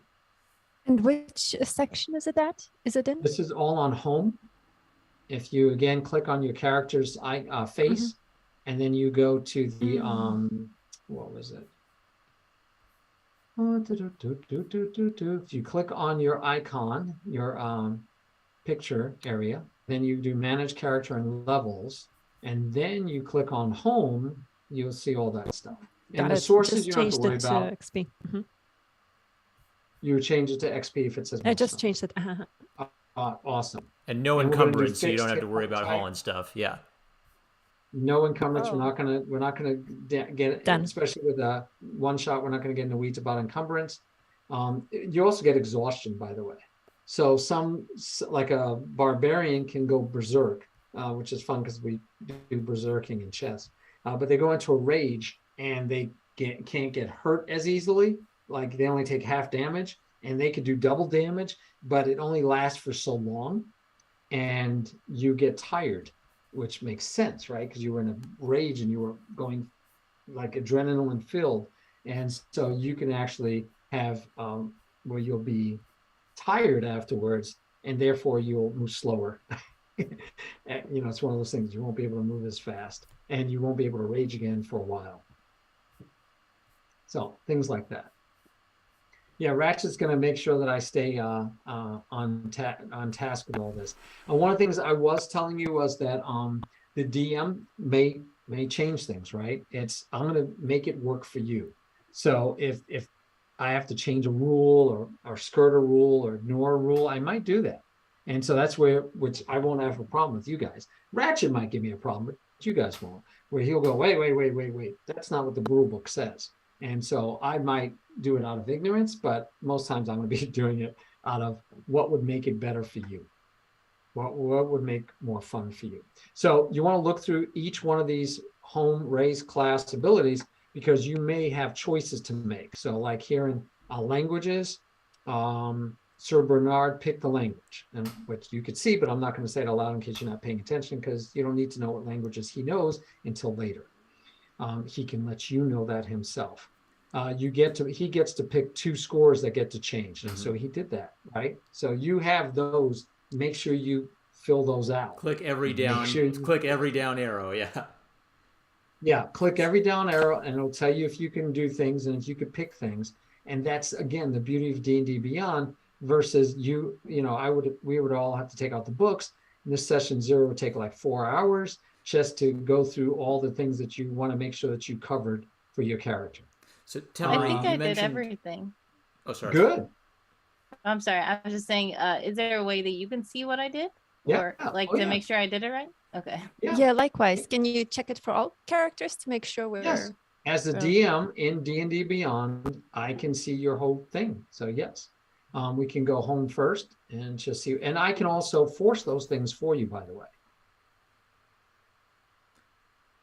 I had a question from my chat about the sorcerer character. I think that was Temeraire. Temeraire? Temeraire. Okay, they ask, isn't sorcerer a charisma-based caster? So wouldn't it be better to have lots of charisma points as opposed to wisdom and intelligence for Temeraire? Yeah, let's go find out. Like I said, I've never played a sorcerer. And in fact, that's what I think Ratchet was trying to tell me. I think he was trying to tell me that he wanted all his points in charisma. I think that's what he was trying to tell me. So let's find out. So proficiencies, right? It says, okay, that's fine. Saving throws. So saving throws, no. I'm looking for spell casting. An event on your part, show more. Spell rules. Okay. Spell slots, spells known. Spell casting ability. Right here, Daria. It says that charisma is your spell casting ability for your sorcerer's spells, not intelligence and not wisdom. Oh, so I should take everything out of intelligence and wisdom then. Well, not everything, but yeah, you don't need to have extra strong. Sorry, Ratchet, I didn't understand. You want your charisma is your most important thing towards spell casting. So because you're a spell caster, that one is probably, that's not even doing a min-max. We want to make sure that you have your highest score should be definitely in charisma. And since I applied my stats individually, you're okay with all 3 of us doing it that way? Like if we you apply them wherever you want once you got so like she has these rolls up here at the top, 8, 8, 12, 15, 15, 13. I'm happy to have her put those wherever she wants to have them. Yeah, because normally, like I said, you just roll, right? You roll 6 different scores with 6-sided dice. We do it a lot of different ways. So one way is you roll 4 6-sided dice and you throw away one of the dice every time. So you get the 3 higher of the 4 you roll. You can still get all 4 ones, right? It can't happen. But you could do that, and then you would, of course, apply them wherever you wanted to. So Daria, definitely, we want to change this. So I still don't quite understand the overriding of scores. So right now, I can override my charisma to whatever I want. It doesn't stop. Correct. Right. You could quote unquote cheat. We're not doing that, but yes. Okay. So how much am I allowed to override it? Well, what we want to do is we want to move these 15s. We want to move one of your 15s. That was your highest score, right? And we actually want to make it 16 if you want, because remember, you can move one number over. So basically, pretend your dice rolls are from God. We can't magically change our dice rolls, but we can put our dice rolls on the thing that's most important. And the bonus point, the bonus point is you subtract it from one thing we don't think is important and add it to something we think is most important, right? Yep. Okay. If they gave you 27 points, you did the point buy method, this is great, by the way, because we can explain it to you and to others. The point buy method says you had 27 points. You could pick where you put the points. The reason I can't raise charisma is because I have to lower something else because I only had 27 points. So when you get 27 points, you could have said, I'm going to max out charisma. So lower intelligence and wisdom, and you'll be able to buy more charisma. I get it. Oh, okay. I see now. So if you lowered this, let's say we just I'm going to make them all 8 for a second. Okay, but I can't pick more than 15. No, let's see now. Wait, so now I have 27. I still have 27 points remaining for some reason. I guess it doesn't even count 8. Maybe it's only over 12. So yeah, it does say like, oh, I can only do 15 here. Let's change it, and we're going to do manual. And we're just going now. So you tell, I have your numbers here. So I wrote down your numbers. Okay. So we're going to work with your numbers. Where do you want, your charisma you want to be your highest, right? Right. What is the highest? And we're going to make it 16. I'm going to cross off one of your 15s, and you're going to have to decrement one of your other numbers. You had an 8, 8, 12, 15, and 13. Okay. Well, I want to decrement whichever one was higher, intelligence or wisdom. Oh, it doesn't matter where. We don't know where it's going to go yet, so that'll be a 14. All right. So now you have to tell me, where do you want to put? You have a 8, an 8, a 12, a 14, and a 13. Where do you want them? Well, strength should be the lowest. Okay, because you don't. I think, right? Right. Yeah, because you don't care about strength. Okay. Dexterity should be like 10-ish. Well, you don't have a 10. You have a 12, 14, and 13. I'm thinking you might want to do that one 14. Oh, okay. Or you could do Constitution 14. I'd make one of those two 14. Okay, let's do, wait, so which one is dexterity and with strength? Constitution is like how much I can carry, right? How fast I can run without and how many hit becoming points tired. Okay, yep. Okay, then let's do Constitution 14. Okay. And dexterity 13. Mm-hmm. And the other two are 8. Okay, yeah. So you're not the brightest bulb in the shop either. But very charismatic. Very charismatic. You're extremely charismatic, but just not the sharpest tool in the shed. Can't have it all. No, you can't. All right, so we got to get rid of your overrides because we're not doing that anymore. Okay, and so there's your new scores after the modifiers. You have a 10 in strength, 13 in dexterity, 14 in constitution, 9 in intelligence, 10 in wisdom. It helps that you're dragonborn, and you get a 17 in charisma.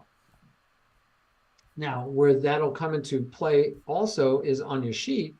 You'll see that your scores are going to be a little bit different, and your spell casting abilities will be different.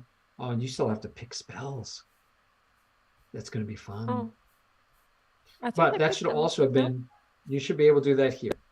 So if you filled out your background, right? Physical characteristics, right? You didn't do any this year. So you can do all of these guys. You could do your hair, your skin, your eyes, your height, your weight, your age, your gender. All that can go in there. Personal characteristics, put them in there.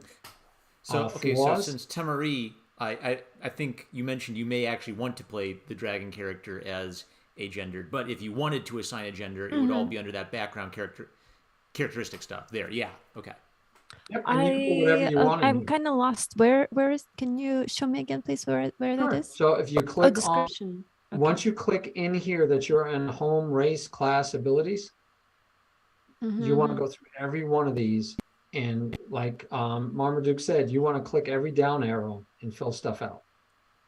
So like here, you chose Black Dragon. Woohoo! You chose the breath weapon. I think you don't even have a choice. It tells you. And it tells you if you have any damage resistance. All right, so that's automatic because you picked Black Dragon. But you could have picked any color dragon you wanted. But you did already, so that's how you got that. Then you go to class, and you want to go through everything in here too to look at everything it has.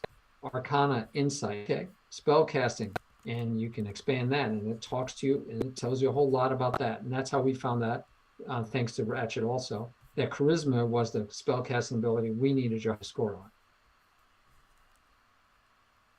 Oh, really?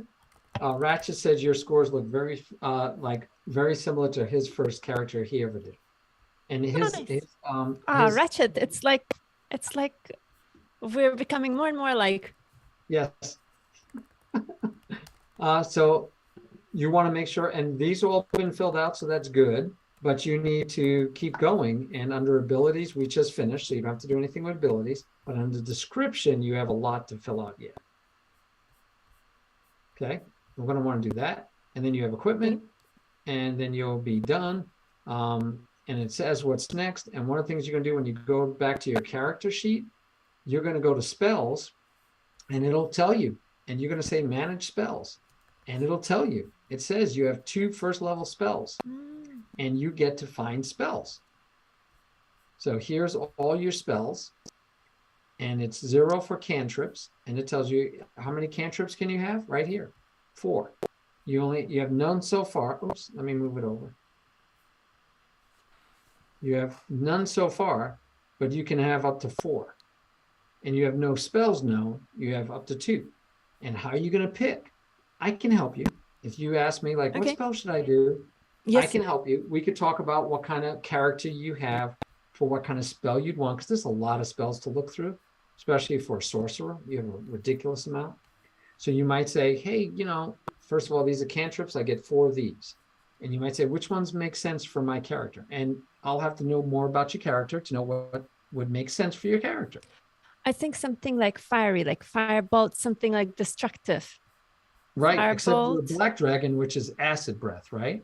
Right, but my breath is already acid, right? So it's good to have the question extra... just is, if you're a draconic character, and this is totally up to you, I'm giving you some idea.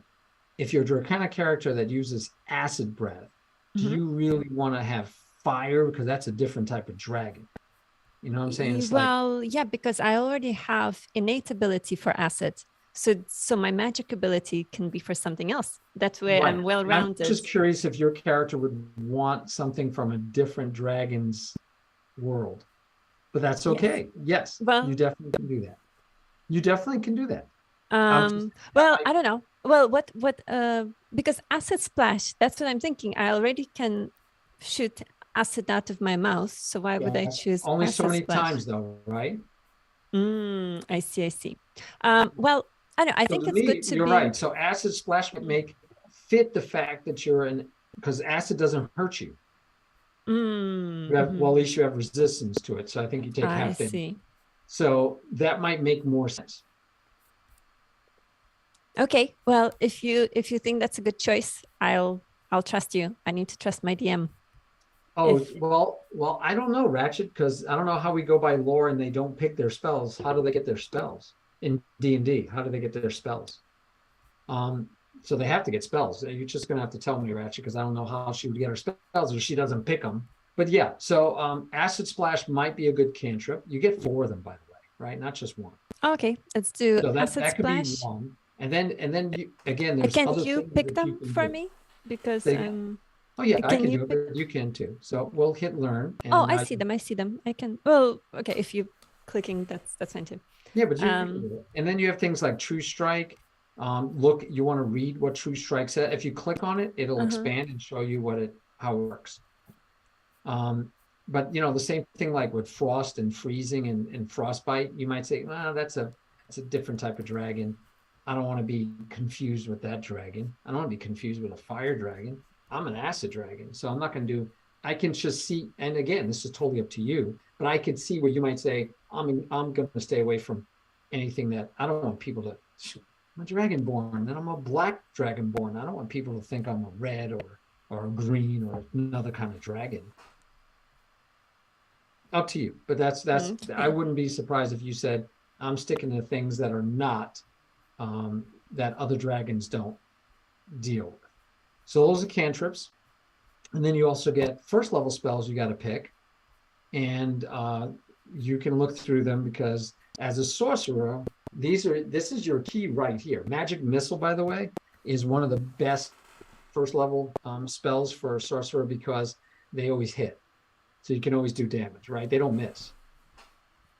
Other things, you always have to roll to see if you hit. Magic missiles can't miss. So that's a nicety. And then you have to find something else. And this is the problem. When you're at first level, you only have 2 spells. How much damage do you think you're going to do with just, right? So you got to pick like spells that'll work for you. And then you have to be clever and smart, and you might actually still have to use a weapon. Okay, I picked my spells. Oh, Ratchet says, do not take True Strike. Okay, I didn't take True Strike. I took Thunderwave, Earth Tremor, Gust, and Frostbite. Oh, okay. So how many of those were cantrips? Oh, all of them. Okay, now you also get 2 first level spells. See. Okay, you work on that. Let's go check out. We did Bernard. He's looking pretty good. Let's go check Anselma. Oh, no. I have already 2 first level spells, Earth Tremor and Thunderwave. Okay, just make sure you fill them all out because you want them all, right? You don't want to leave spells not chosen. Oh, okay. I think I have some left. Good. Looking good, Anselma. We already did you're good with your scores? I think I should be good with that. Okay. I like it. And yes, you've been working. Or did you? No, you didn't look like you added any of your suggested characteristics, but that's okay. I think Wait, you what don't have to use the suggested ones. I did add some of those. Okay. But they it accidentally started adding them too many times, so I went through and deleted some of them. Okay. Where do they show? Because when I thought I was clicking them and nothing happened, but then I saw pop-ups. Show in your character sheet under description and or notes. So here you have your background, your characteristics, see bonds, flaws. Yeah, you already have some. Okay, good. Because I was like, for a second they were like too many, and it was all like duplicated. And I'm like, oh no, I pressed it too many times, and it added each one. I like this. All right. So you have enemies you can like identify. Please don't make it a dragonborn or a paladin. You can pick allies. Those can be dragonborns or and then other. So go ahead and fill those out when you get a chance also. Cool.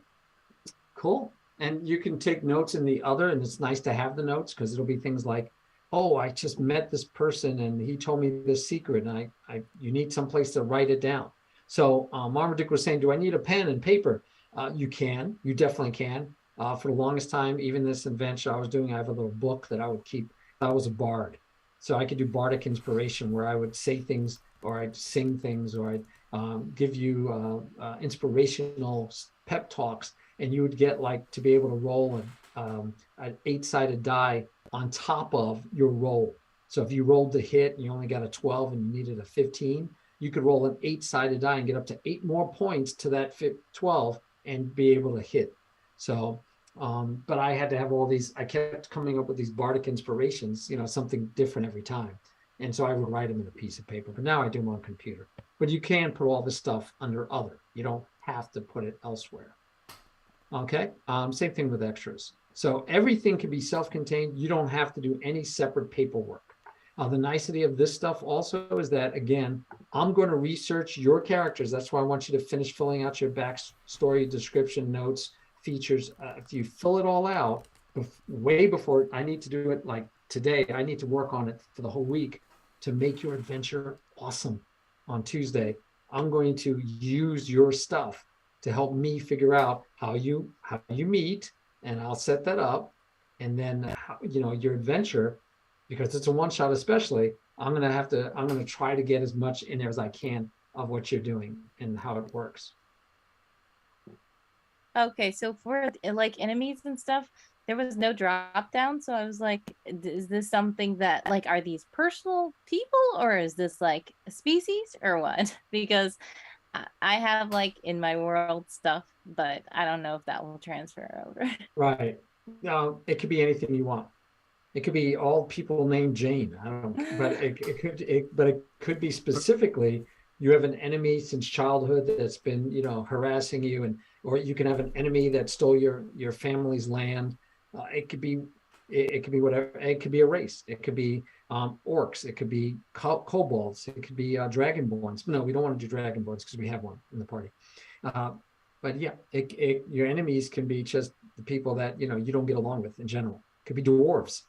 It could be hobbits. It could be they call them halflings. It could be whatever you want. So it could be a monster class, but it also could be a non-monster class, which makes for interesting role play if you're in a tavern and a barbarian comes in and your enemy, you feel like barbarians, you just don't like them. That could create problems for you in that scene. But yeah, but usually your enemies it could be a sect or a clan or a group. It could be anything you want. Yep, your imagination.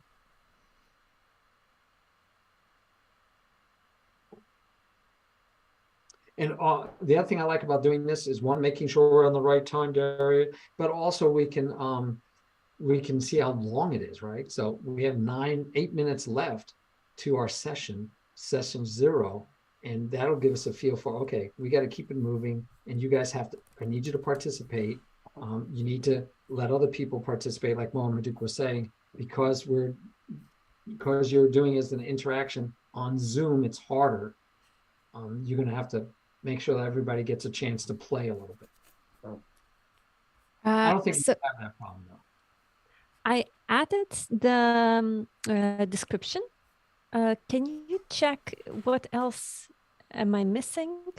What else should I add? Boom, boom, boom, boom, boom, boom, boom, boom, boom. All right, let's go to description. Let's see, you have languages selected. Characteristics, I think I'll see on your sheet. Neutral, you didn't pick a faith, which is okay. You could just say, I don't have one. That's okay, you don't have to. The lifestyle does tell you how much gold that you start with, just so you know. And you didn't do your hair, skin, eyes, height, weight, age. Right. So I wasn't sure about any of this, but I can think of something. So one of the things you can do even in here, you could just say, and I don't know how much you'll have access to because you only have what I bought, but you should be able to go in here and put in like dragonborn, right? You can say, I want to know about dragonborn, and it'll have eventually races, dragonborn. You click on it and you can skim and read. There's a picture of one, but you can skim and read, and it'll tell you things like proud dragon kin and self-sufficient clans, right? You'll get a feel for the character as if you were writing a story about them. And they tell you, look, at age, young dragonborn grow quickly. They walk hours after hatching, and development of a 10-year-old human child by the age of 3 and reach adulthood by 50. They live to be around 80. So you don't want to make your character 79 years old. Okay. Right? But so if they live around to be 80, that's very human-ish years that they live. So you could just correlate it to like how old do you want them to be in, as if they were you, right? As a human. Do you want them to be young? They could be a teenager going out on their first leaving home for the first time. Then you want to make them 15 or 16 years old, going out in the world on their first time. Are you going to make this dragonborn, but since you guys are all level 1, that means you have no real experience yet. This is like your first time out. This is like you've been training. The paladin has been training. His mentor said, it's time for you to go out and see the world a little bit. Go out and see what's supposed to happen out there. So how old would you be at that point in your imagination? But with this would help.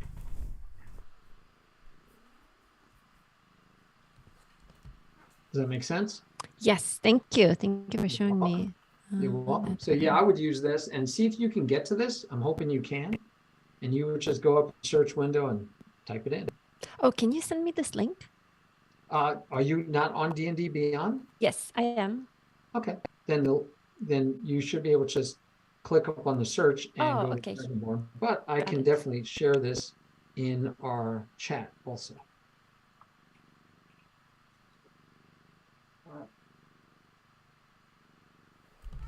Yeah. Sorry.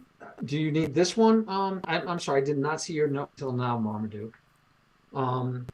So how about we record the next one? Oh no, I figured it out. After I sent that message, I did a little clicking on OBS and found the solution. So no worries. Okay. So another aspect that you'll deal with to a degree is you'll be with two humans, but you'll be looking like this. You're a dragon, like a humanoid dragon. So just realize that, you know, the humans with you might be like, I don't know, she looks kind of scary. Nah, these humans are cool. They're like, we're with a cool dragon looking person. There you go. But it might matter if this dragonborn has like just met humans for the first time, or if if you're an adventurer, it affects how you might treat us or think about us. Yeah, I get That's true. That's true. Yeah, and you might wonder about humans. You might be very curious. Maybe that's why you want to go on an adventure with them, because you've heard about these humans, but you've never seen one, because you're just now going out in the world. And they might be very curious about a dragonborn. I like it. So those are the type of things you can think about. Feel free to look at each other's sheets. If you don't want other people to see anything, there is a place, and I don't remember where, but in your notes somewhere, it'll tell you that, you know, can only be seen by you and the DM. I think it's under, do Anselma's. I think it is under notes, maybe notes is, or other backstory. One of those, you can't see other people. So you, like, if you try it right now and go look at each other's, there should be one of these sections you can't see. I don't remember which one it is. But whichever one it is, that's where you'd want to put stuff that you only want me to see and you don't want the others to see. Let me try to bring up one of theirs so I can see what I don't see for them. Yeah, that would be great. That'll help me out.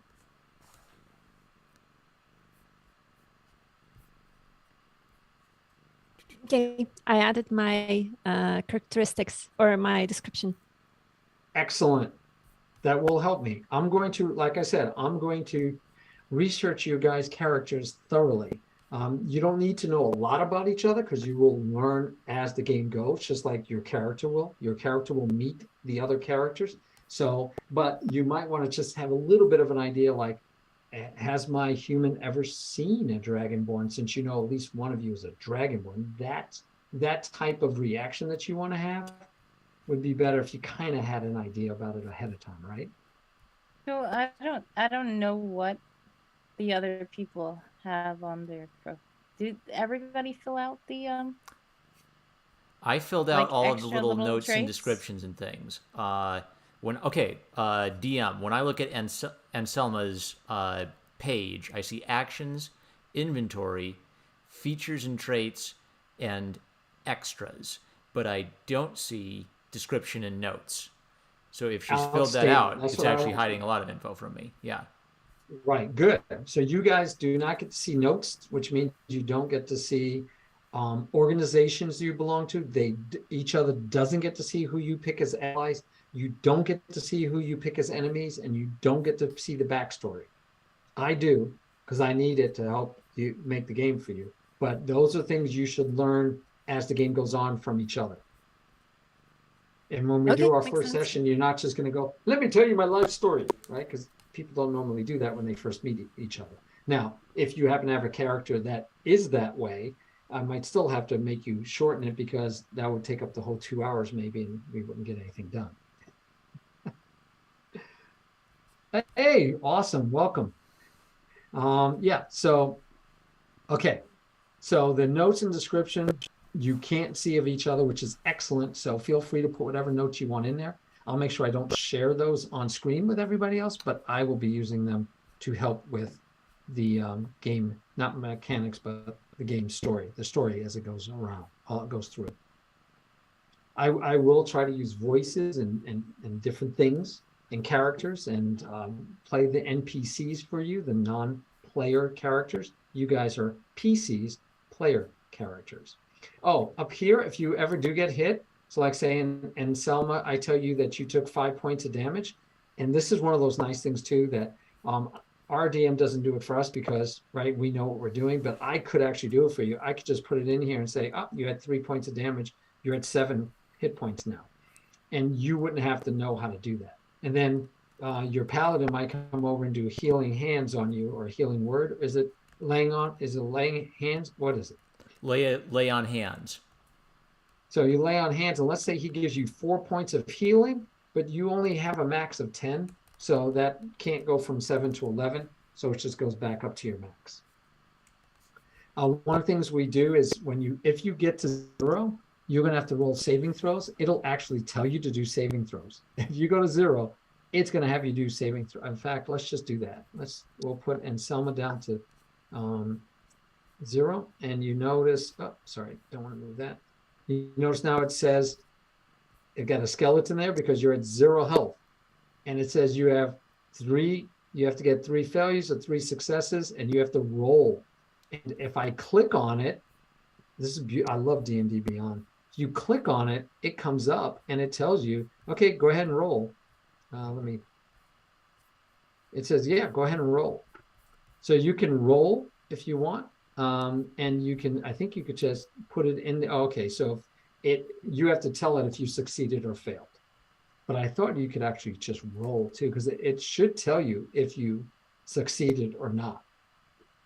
It really should. I can't remember what you need to roll. It's a D20 always, not always, but many times it's a D20. So I rolled a 15, right? And so it's like, well, does that save? I believe anything over a 10 saves. Anything 10 or lower fails. So you would come here and you say, oh, I got 1 save or success. I got a save.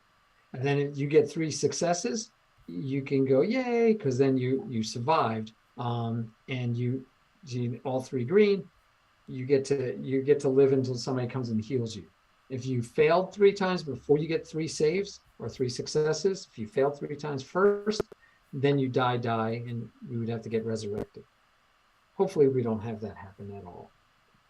By the way, if you're at any point in here, right? So let's say you just got to 0, and the DM will say, you might say, I swing one last time and I fall prone. Lights go out, stars in my eyes. I can't see anything. And then you'd be quiet, right? Because you're dead, or you're at least unconscious. And I will say, and Selma drops like a stone. The creature turns and looks who he's going to attack next. So now it's up to the paladin to go, every round when we come back around and we say it's Anselma's turn, Anselma's going to roll for saving her life. So the paladin can say, well, I know I got at least 2 times, right? If he's not like in a place that he could save you, he can say, well, I'm going to try to kill this creature first. So he goes through that 1 round.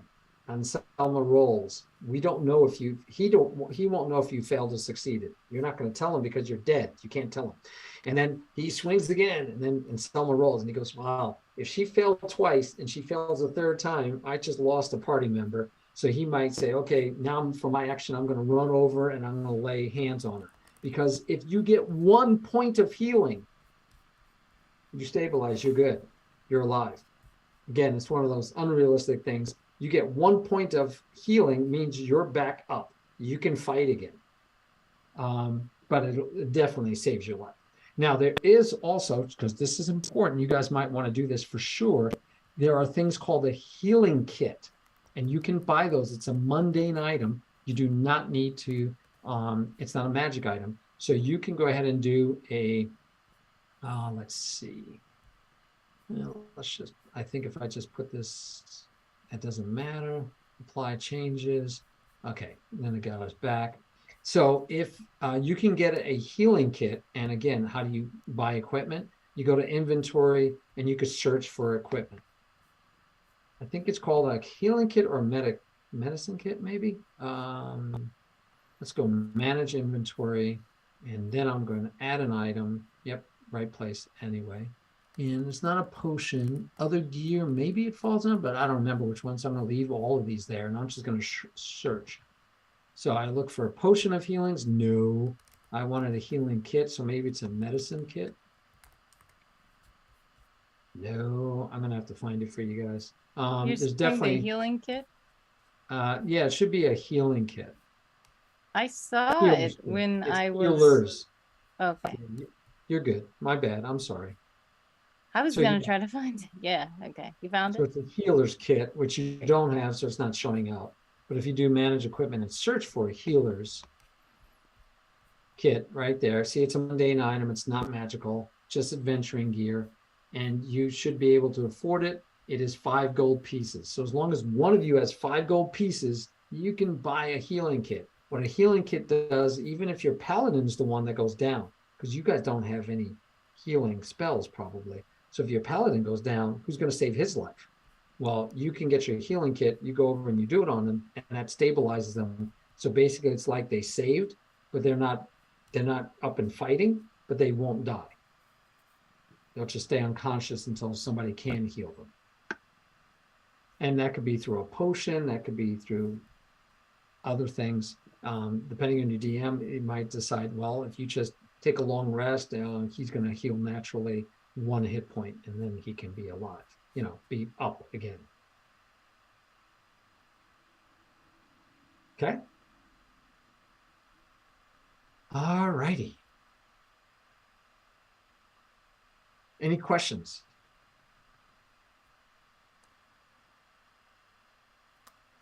I'm going to try to stay strictly on. I think I'm doing pretty good. Yeah, I think I covered everything I was worried about. So sorry. Awesome. I'm going to try to stick to the 2 hours, so that way you can plan your life, and we won't become an encumbrance on you. So we are 7 minutes over, but we started late. Daria, but we started late. So,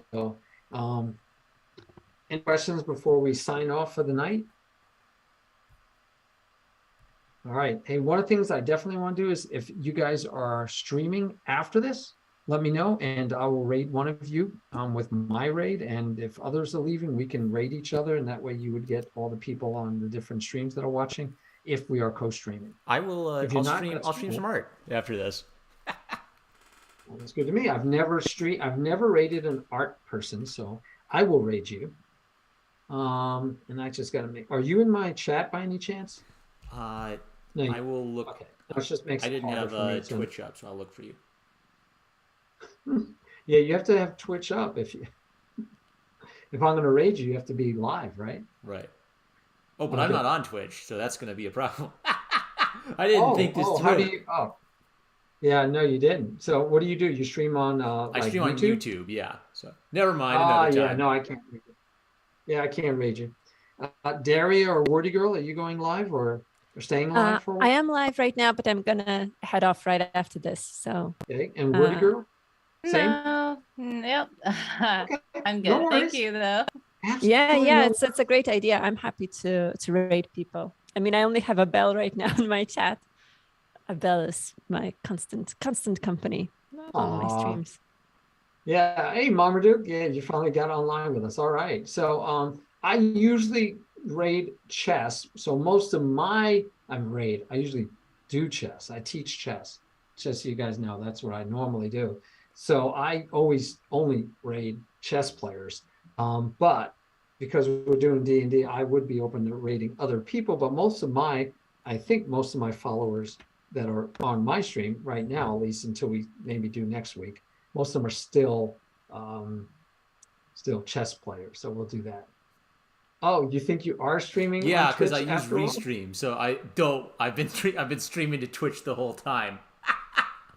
Yeah, because I thought that I tried to have your channel up because somebody put it in the chat. And I was like, I think that this is my dude fan. You have to understand this about me. I am the most boomer technical problems person on YouTube and Twitch. Well, I will tell you, Marmaduke, that I will let me go find you because I'm not following you right now. I'm following WordiGirl and I'm following DariaMakesGames. On Twitch, it's spelled N01 Marmaduke. No, I got you. Yeah, you since you came into my stream, I have it. Yeah. Yes. Tiberian, did you get my raid? Yes, thank you. Okay, nice. Now you can forward all of us to someone else. Yes, we're all going to go check out Marmaduke's fan, and maybe he'll do the artwork for your characters on stream. I need a reference for the dragon, but I will do that as soon as I get references. So what you can do is you could just go click on the dragon on the in D&D Beyond, go up in the search and search on dragonborn. Okay. Same way I did with. And then I guess Daria, so if you have like special requests for your dragon character, send those to me in Discord. I could do like the rough sketch today, and I could always do detail work. It's a black dragon with black scales, black eyes. That's all I know. Okay. Sure. 6.5 feet tall, 300 pounds. Nice. I just checked that that's their usual height, so that's the height of my character. You can get the basics from there, but yes, yours might be a little thinner, a little shorter, a little different. Yep.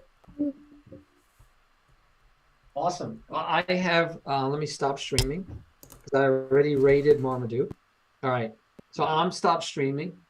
And so I'm still on Zoom with you guys, but this looks like it'll work well for me. I'm going to try to improve my stream a little bit on how I do it, but Marmaduke is following me now.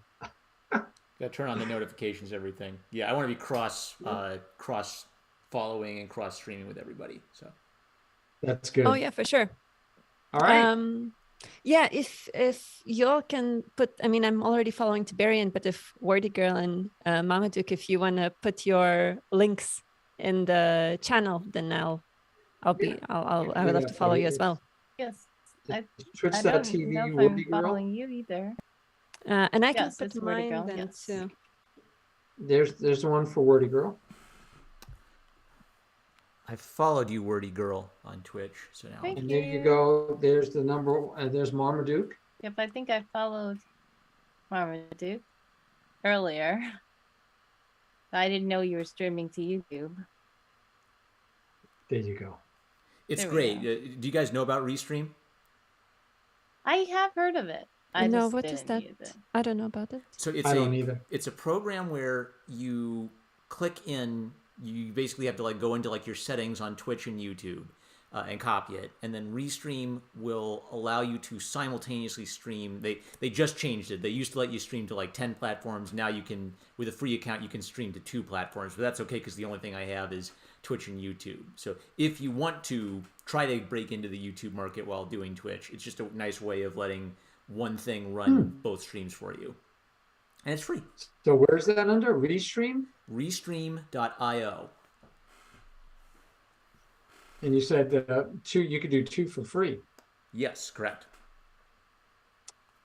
I like it. Yeah, because I only do, so I make highlights and I'll upload YouTube videos a lot, but I don't do it live streaming. So that would be neat. Oh, hang on. I'm still streaming, so I don't say anything. Don't dox any personal information. Okay. We will try not to. All right, guys. If you guys don't have any other questions about the game, we will see you next Tuesday. DariaMakesGames, a little on time. All right. So that's 5 o'clock for you, right? Yeah. Yeah. For some reason, I thought it's like 2-hour difference. I thought it would be 6. Yeah, now I remember. Okay, 3 hours, 5 o'clock for me. And I think Marmaduke is in the same time frame zone as I am. Where are you at? Central time zone. EST. Oh, you're central, so you're an hour difference. Yes. Oh, I know where you are, Wordy. So I know we're in the same state. So. Oh, where you're in New Jersey. The Michigan mitten. The mitten. Where in Michigan are you? Do you want our address too, Daria? Oh no, my credit card information is. Michigan is huge, right? Yes, no, because I thought St. Louis is in Michigan, right? Oh, that's Missouri. Oh, sorry. Very similar. No, that's okay. Oh, I'm so horrible. No, it's fine. They both start with M. Right. I wait, where's Chicago? That's Illinois. Yeah. Okay. But I am in a big city, Detroit. Okay. I don't mind saying. Oh, yes. Okay. Detroit is one I know. Yes. I'm in a little city. In fact, I actually work in Indiana. Because we're on the border.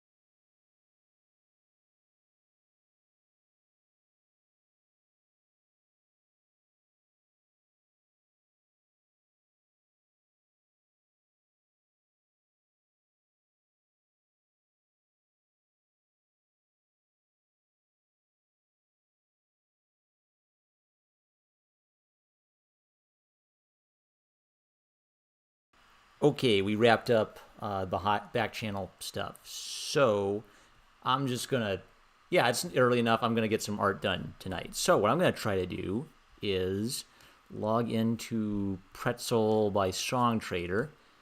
Oh, shoot, they updated their whole thing. I was going to try to get some lo-fi hip-hop beats to chill, study, relax to. Looks like my mic is working. Good.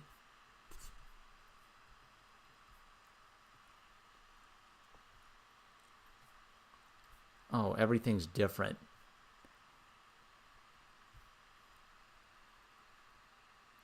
Now they want me to pay for it. It used to be free. That's no cool. Okay, hold on. We're going to try something.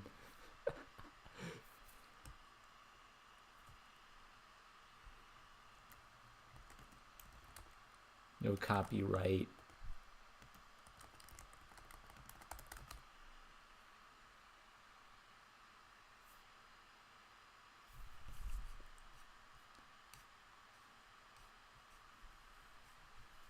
Twitch and streamer friendly. Perfect. All right, we're going to be good. Now I just have to add audio input capture.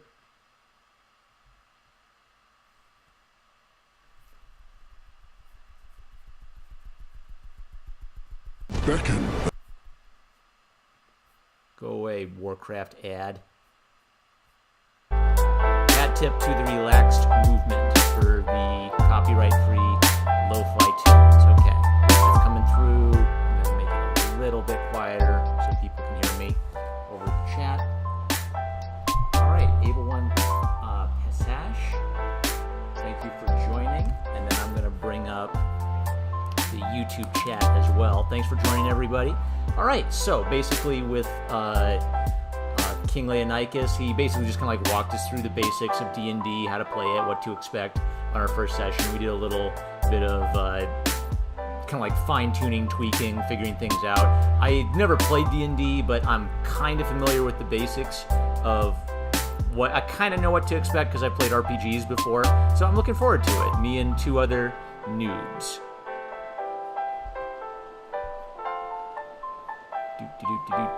Just gonna make sure. It's so high the music, says Abel, so I'm gonna adjust the volume. How about here? Figuring things out. I never played D&D. All right, Purple KT, thank you for joining. Lunchy Lanachu, thanks for joining. You have to pay for lo-fi hip-hop beats now. So yeah, Pretzel used to be free.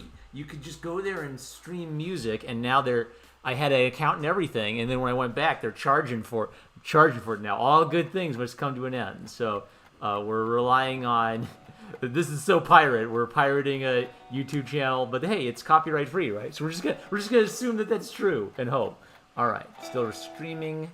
What I'm gonna do is I'm gonna start a new recording for later for my art videos. And we're just going to rock and roll. Pull up my oil pastels.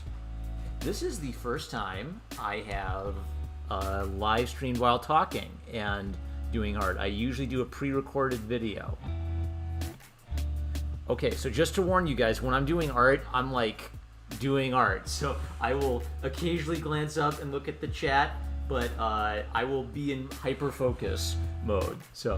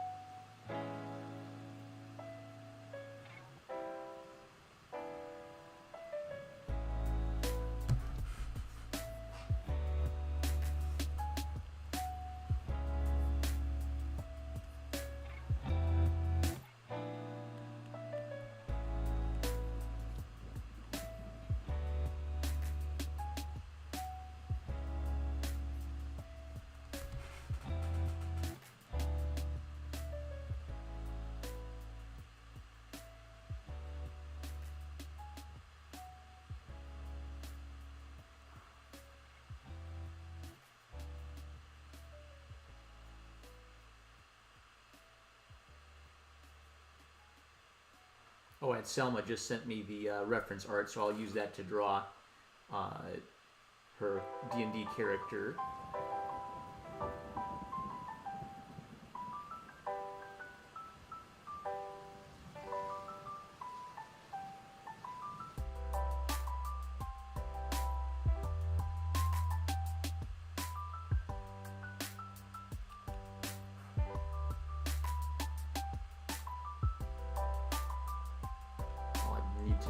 Basically the height of her character, and I'll figure out the rest from there.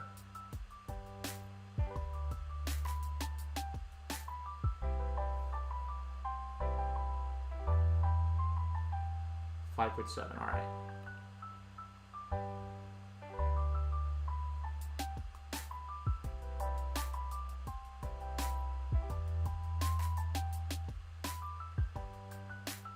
And let's make sure I'm subscribed. Okay, and I'm following Daria.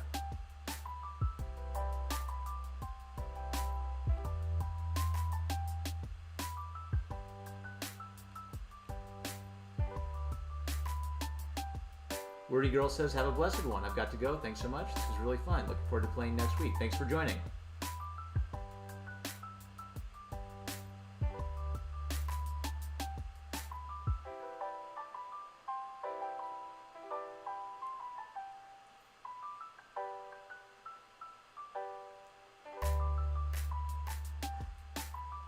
Oh, okay. Punchy asks, do I have the reference for the dragon? I do not have the reference for the dragon yet. I kind of don't mind. I mean, if you want Mrs. Punchy to draw fan art of our campaign, she's good for it. That would be awesome. I think I'll just do I got like a basic verbal description: black dragon, black scales, 6.6 feet, 6.5 feet, and 300 pounds. So I'll probably just draw something based on that, and if Daria has more specific instructions, I could tweak it later. And I think that the dragonborn are semi-humanoid, so I'm probably just going to give them like maybe a simple black outfit. Yep. Lunchy Sonichu remembers correctly. The WordiGirl, her character, and Selma. Let me try to copy that actually, so you guys can have that. It's called Word Anvil is her website. I'll post it in the link. Here we go.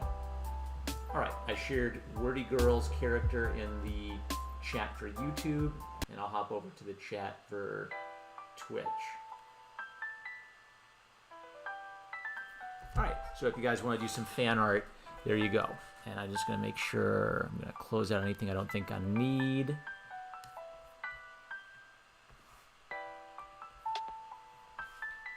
There we go. Yeah, you can't Photoshop these days. It's like it runs 8 gigabytes. I don't know what's going on with Photoshop.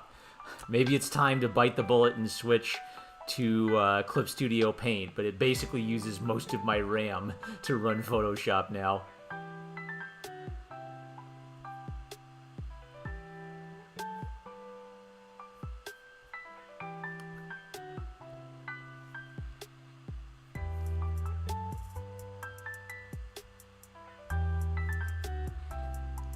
Metal says I had to walk off and came back to art. I am not disappointed.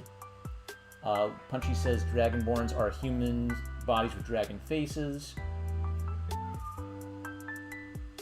Oh, I didn't know this. Word Anvil is like a resource for world building. Cool.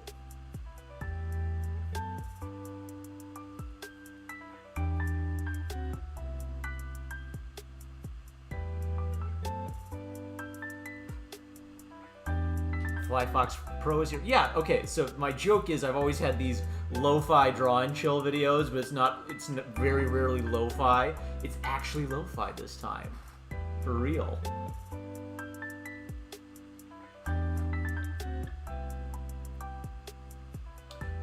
Mel says Photoshop has been RAM heavy. You gotta go into the preferences and I didn't know I could do that. Alright. But I can, it's ridiculous. It's using all of my RAM, so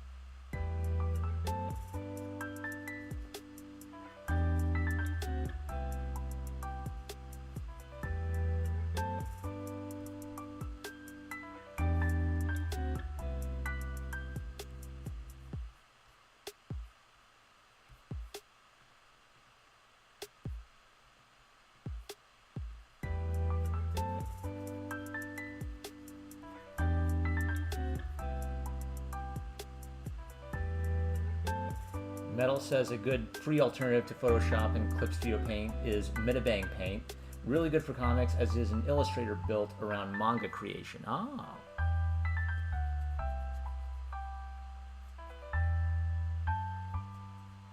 People are ticked at Clip Studio Paint because they're finally switching to a subscription model. All good things must come to an end.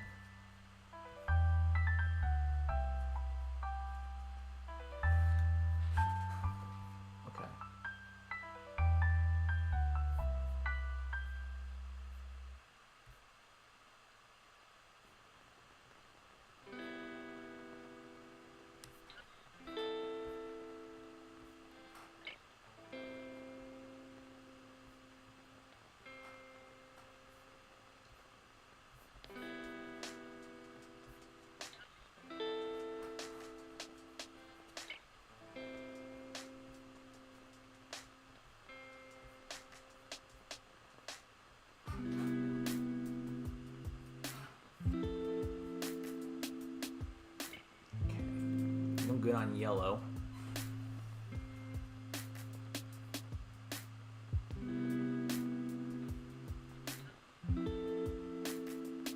Orange.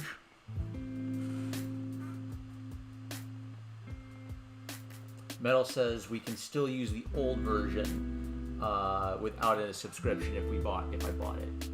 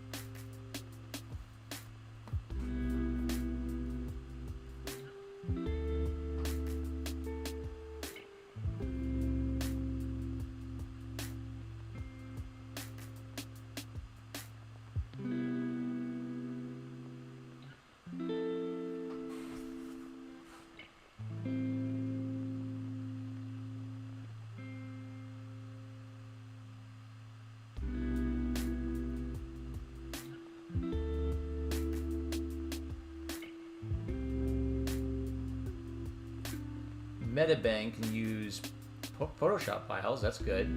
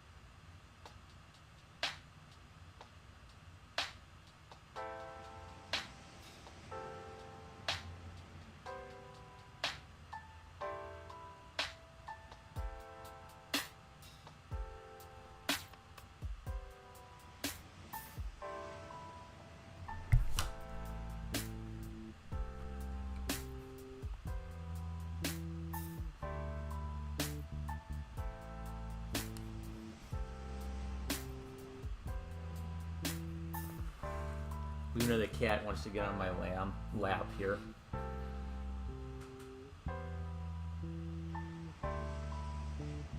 Metal says that he uses Metabang in conjunction with Photoshop because it has a lot of dynamic effects for speed lines and other kind of stuff. Okay, and it's apparently manga specific. Interesting.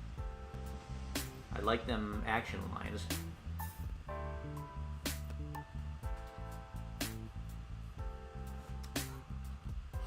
And you know what? I think Photoshop's eating my RAM right now that I think about it.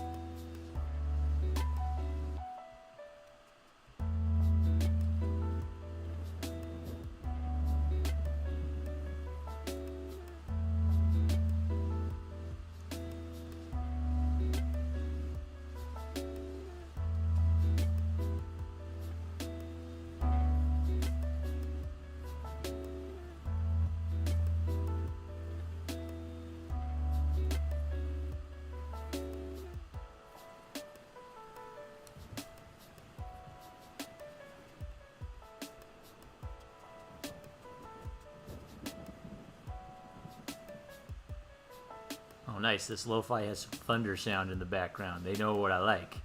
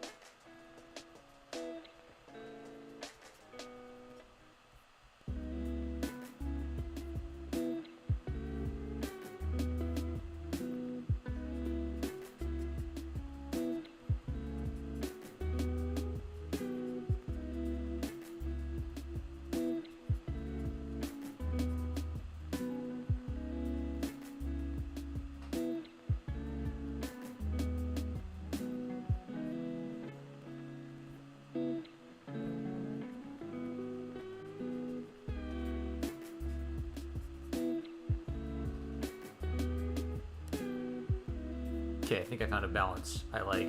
What's hard about orange light, it's kind of like, I try to imagine a lightsaber, right? So a lightsaber has a white center and a glow around it that's the intense color, but you never want to make the lightsaber one solid shade of orange, or it just looks like a giant orange block, see? Metal says, I love the not-so-hidden Spider-Man aspects in your comic. Yeah, I wanted the hand gestures to be memorable. And, you know, Dougton Apple says, hey, anytime you can give a character, like, the ability to reach out and grab things, why not, right?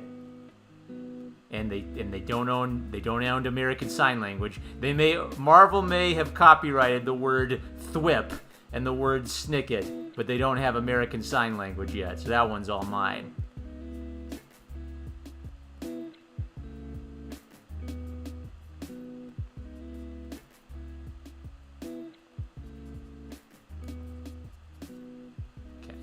Soften the glow. Soften it, soften it, soften it.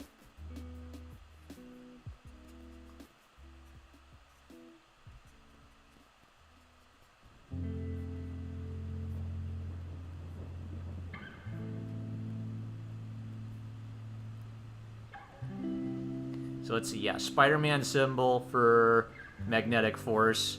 The sign of benediction in the church for protective force. Fist, anime fist for offensive force.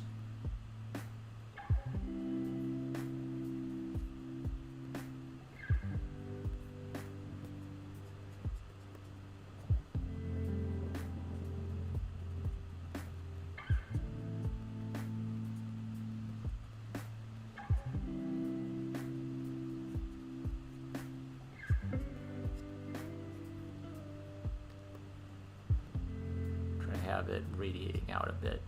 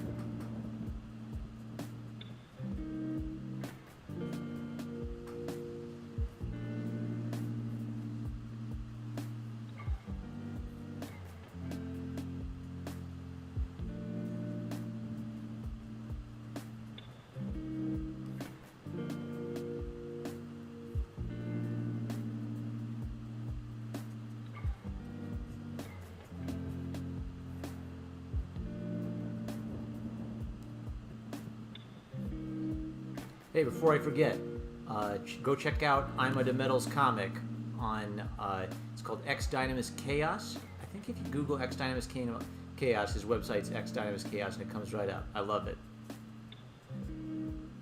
It's Kung Fu Scooby-Doo, 80s cartoons, Shonen Jump battle anime. You guys would dig it.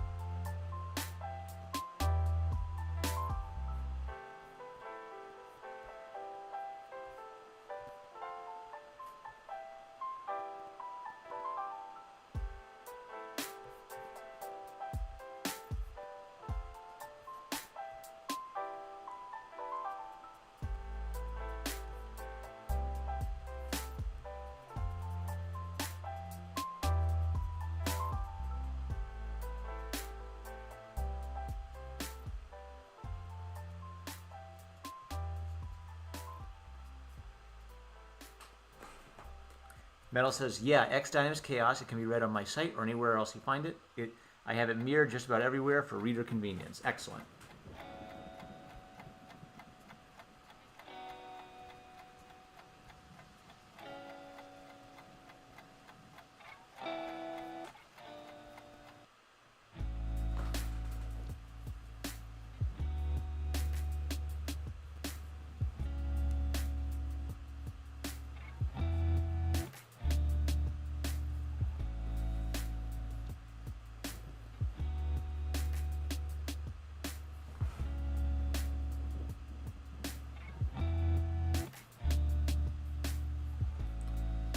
Try something maybe a little bit more expressive in this last panel, like bright orange everything.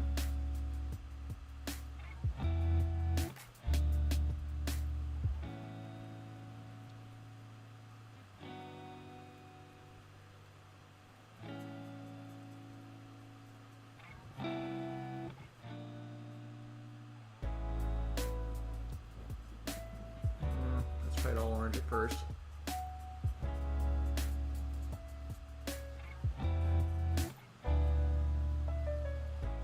I like to use realistic colors for most panels, and then symbolic colors for emotionally significant panels. So, you know, yellow or red for danger and fear.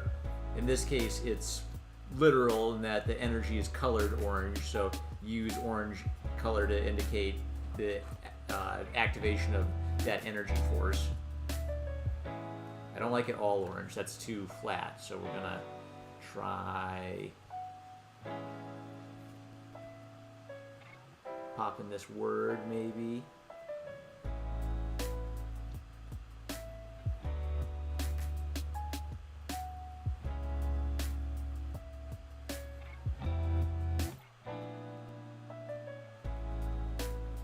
I think I like a dark word on a white background, as opposed to a, ooh, maybe I do like a white word on a dark background. It seems very legible. Pull. Okay, I might do that.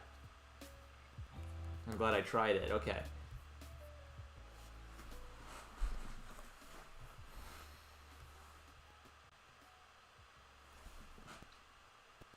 And then I'll have maybe a intense orange energy box.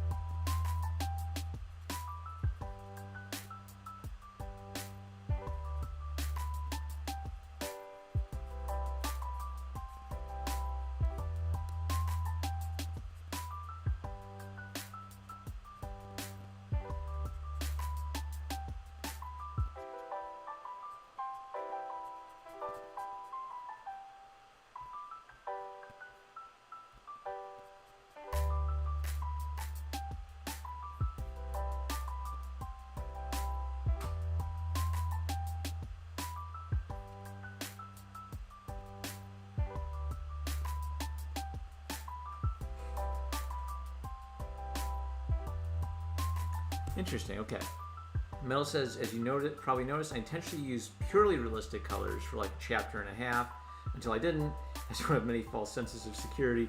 Yeah, so the thing about Metal's comic is he is constantly throwing you loops. It's like the most plot twists and sudden shifts in perception I've seen in a webcomic. It's great.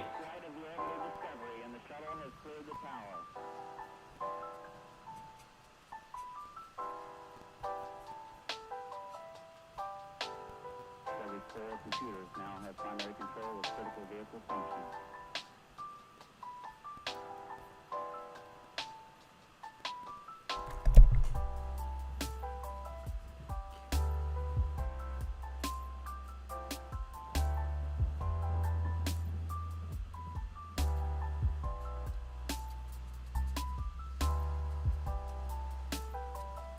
Alright, so orange's symbolic color isn't working for me. So we're going to have a slight orange, and I'll probably work a red on top of it. So it'll basically, a little orange under red gives it a bit deeper and richer hue than just the pinkish of red by itself.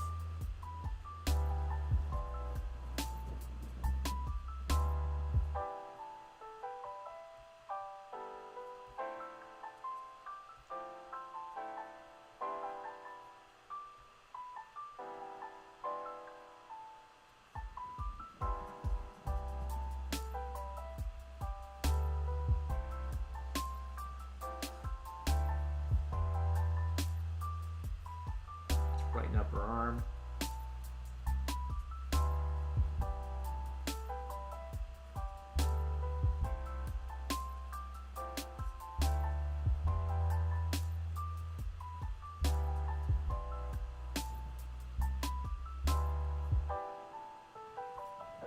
Just brighten up her tunic.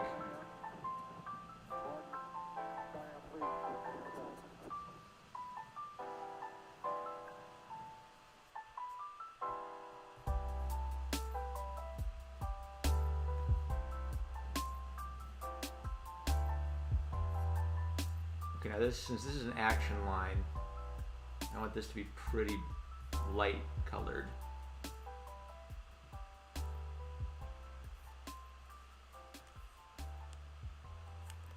No.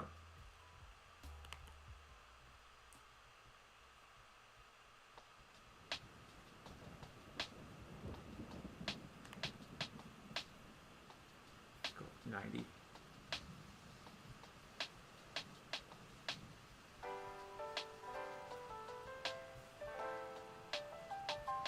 soften it a little.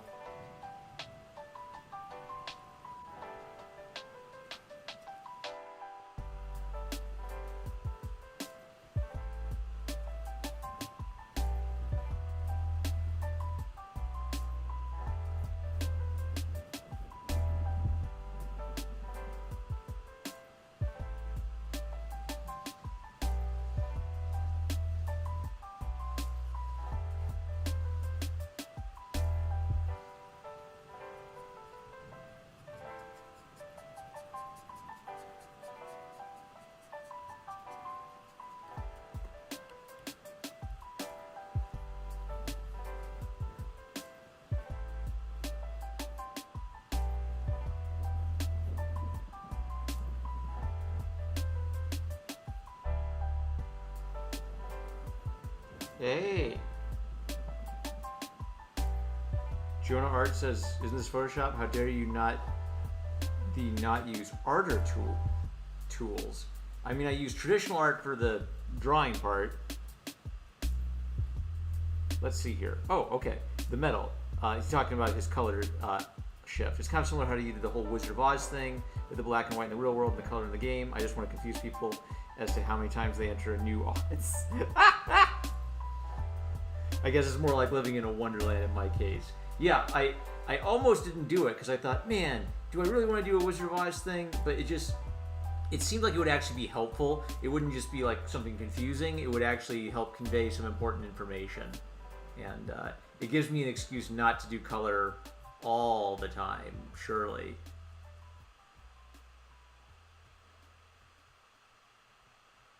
Ooh, I don't like that. Okay, some brown's coming in.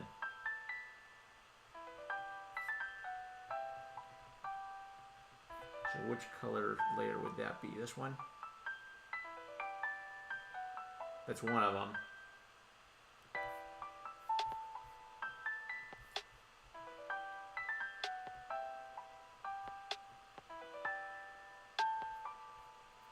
That's probably brown light.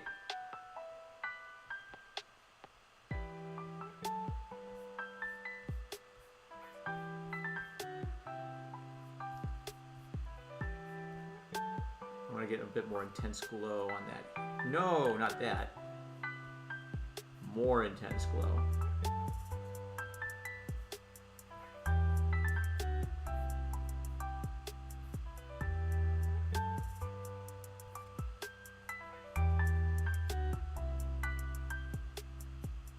Pop that arm forward a little bit more.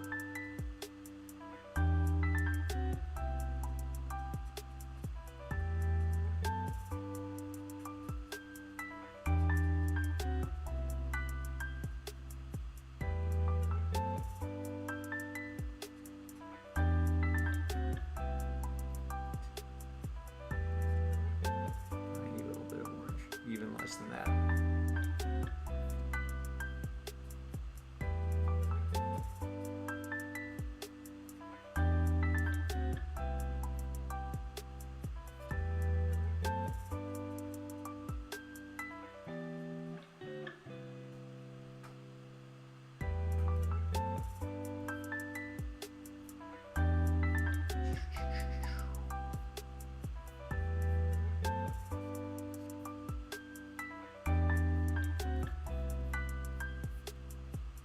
I probably want to go to bed at 11.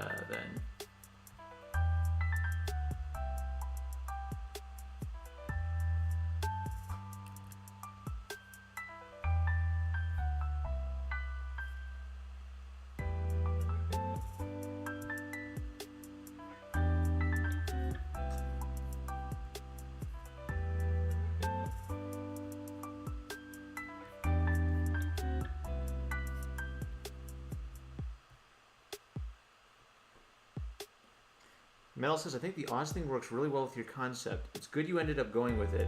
Jane feels really out of place, but earnestly trying to grip on this world of fighting. It works. Yeah, she belongs here. And that's kind of like what I was sensing in Oz 2, is Dorothy feels like her life is colorless. She's erupted into a world of color. Now, what's kind of weird about it is when she returns to a colorless world, but she finds the friends she left behind in her family, the actors who portray her friends in Oz literally portray her family. So she learns to see the goodness of her family in a new light as a result of her experience in Oz. Yeah. The wondrous experience carries over into the real world.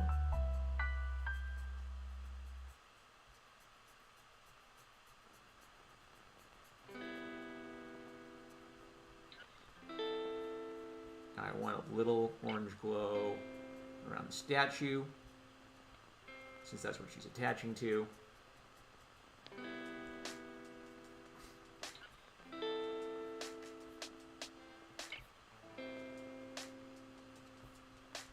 I accidentally swept there.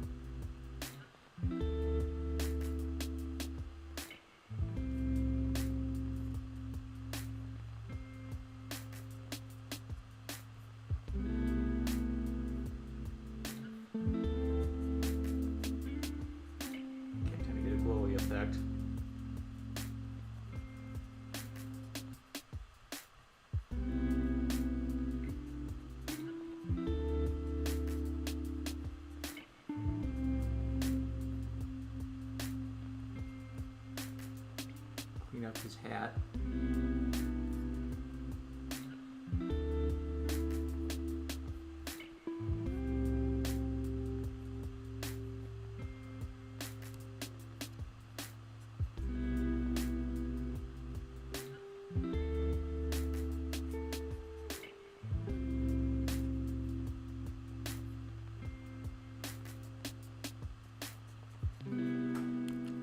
Very, very, very slight orange color on the inside to kind of like unite it.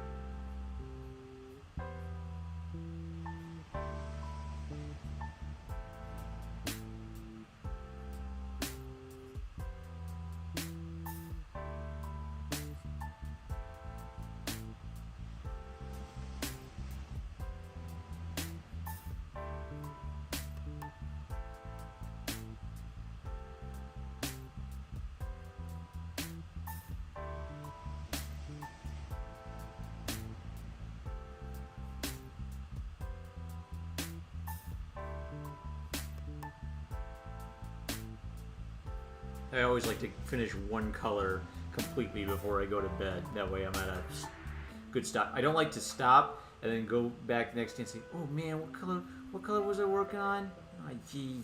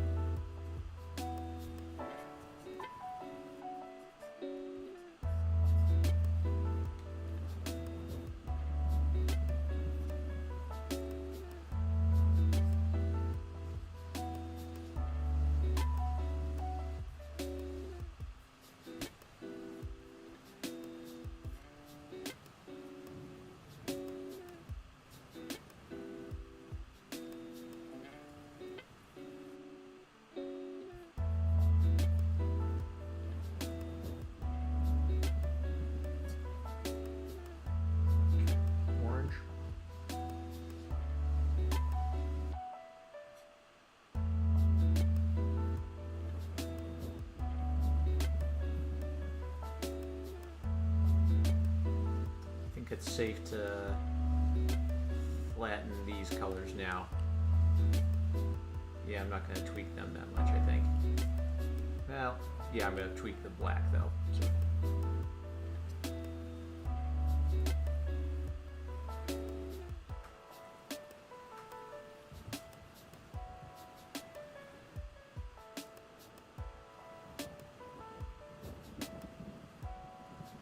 Oh, I was going to add an orange. No, I won't. I'll use red-orange instead.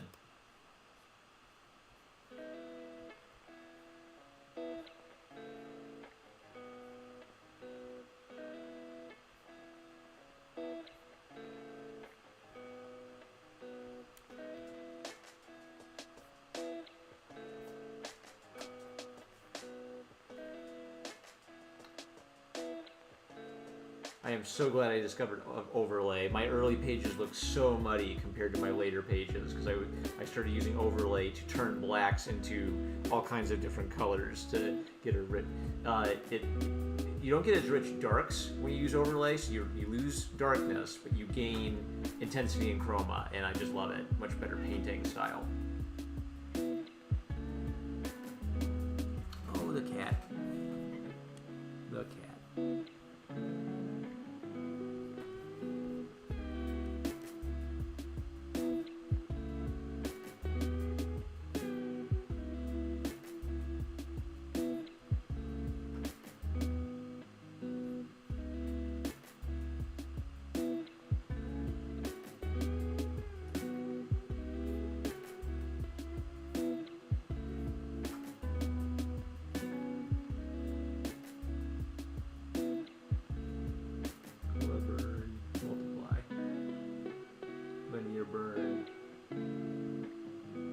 It's so hard to tell the difference between linear burn and multiply. Hold on.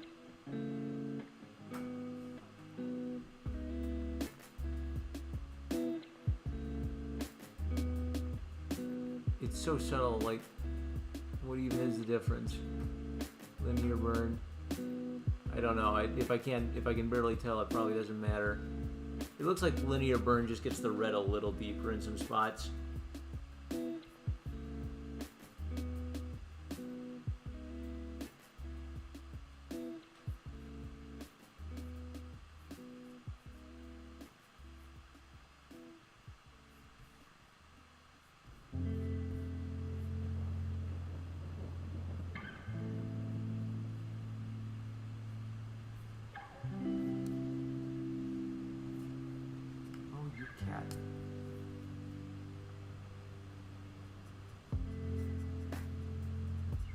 Face against me. Luna is the most affectionate cat I've ever had, but she kind of can't take a hint. Cuddles was an affectionate cat, but he would also like give you a break. He would accept attention, but he wouldn't demand attention.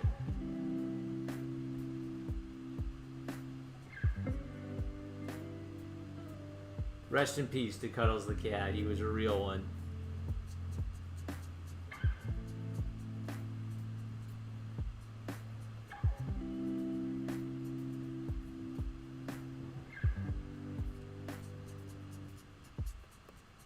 So you see how red all by itself is pretty faded out, right? You definitely want some like layers underneath it to bring it out.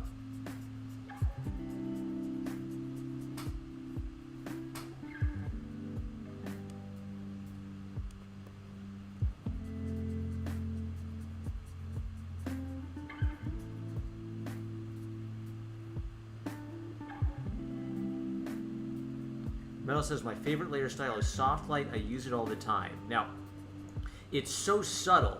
Like, I can sometimes like, oh yeah, I can kind of see a difference, but it's almost like too subtle a difference for me to care that much. I kind of do the same thing soft light does using a different couple of, I might use I like overlay, but then decrease the opacity so it's not as intense as it is when you use it. So I'm trying to think. Soft light is good. Yeah, soft light is good if you want to get like a subtle effect of color on a spot without it being too pronounced. Yeah, so it is very good at doing that, I think. Really, it's forced me, coloring this way has forced me to think about what these different layers do. And it was like, discovering overlay changed my coloring style 100%.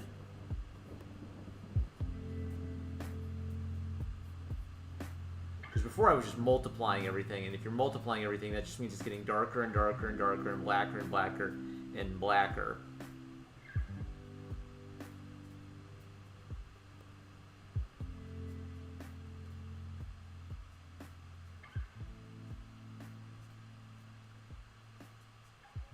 Some manga lines right about now, actually, to spice some things up. I like to spice up the thought bubbles with manga lines.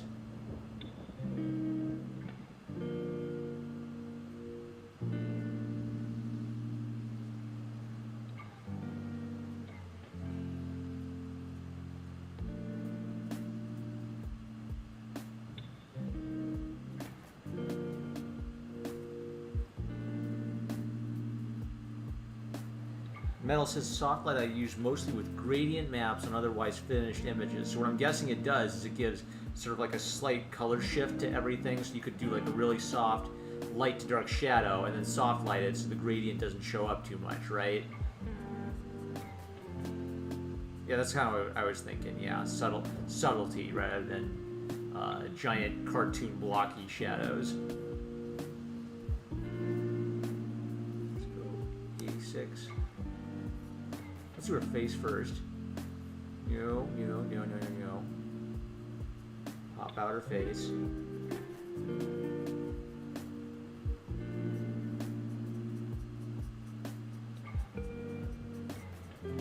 Maybe pop out her eyes a little bit. And that sweet action line. Okay. 1, 2. I'm going to reinforce that movement.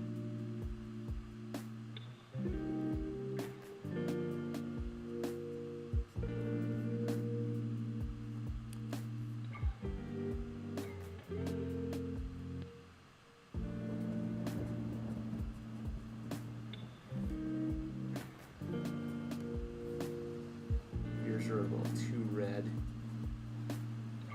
That might work for her though if she's embarrassed, but not right here. It just makes it look like her ears are fading. And then pop her eyes a little more.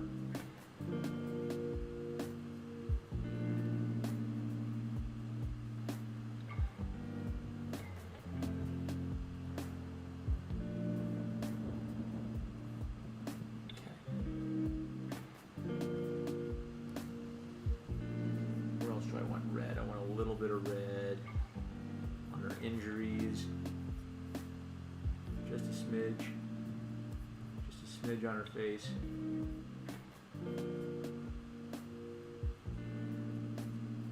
Lighten up those cheeks.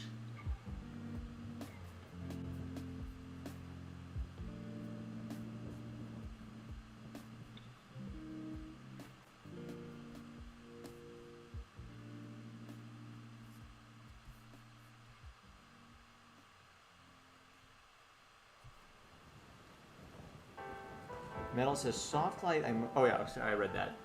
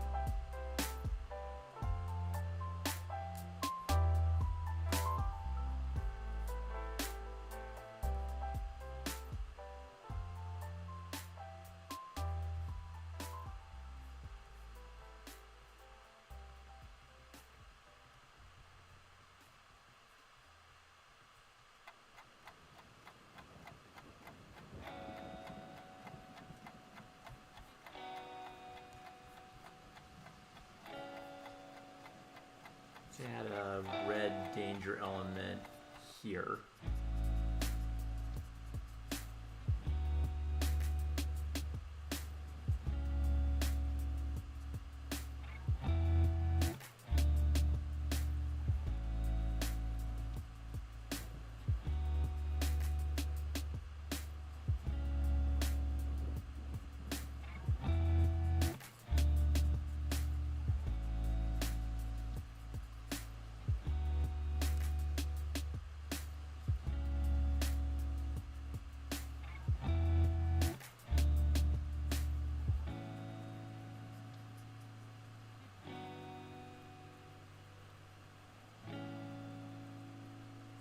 Red danger element here. Then I want to bring back the red. Cut back the red, I mean, to bring her out again. So it'll mostly be like red behind her to signify danger.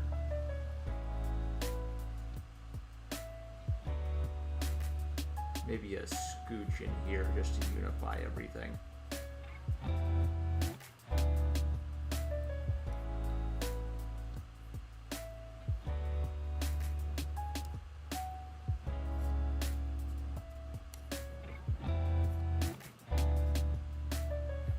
Should have a white highlight there to not have that problem show up so many times. Let's fix that.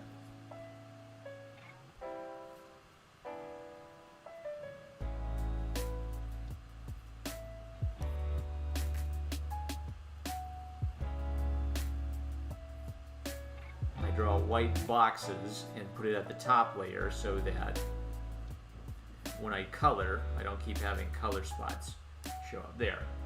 That way you don't have to erase the color 100 times in those spots. Metal says, I really like that last panel, very dynamic. Yeah, I can't help it. I want people twisting and flying around in the air while spinning in counterclockwise directions, but their butt is spinning clockwise and their face is spinning counterclockwise. I think that, I gotta find it. Jack Kirby has some great quote about how I believe comics is about drama through dynamism or something like that. Let's brighten up her face. Let's brighten up her face a good chunk.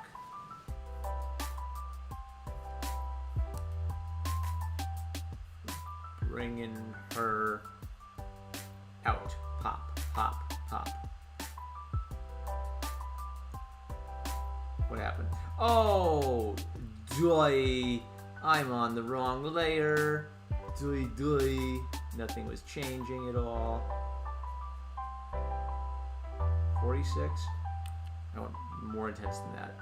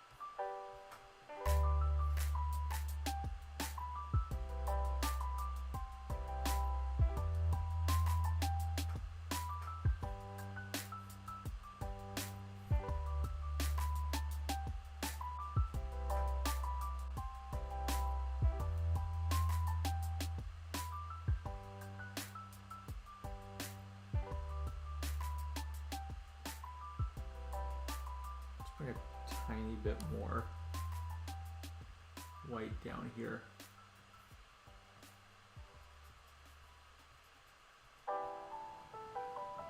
We're going to use Caucasian peach skin color to brighten it up.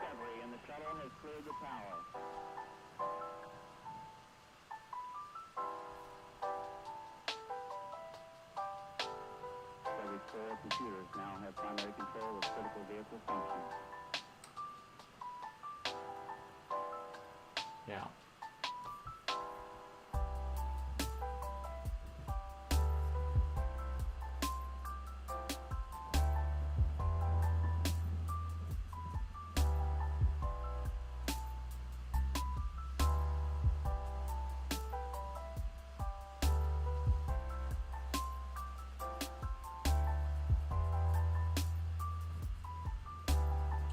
most of the red in that impact point.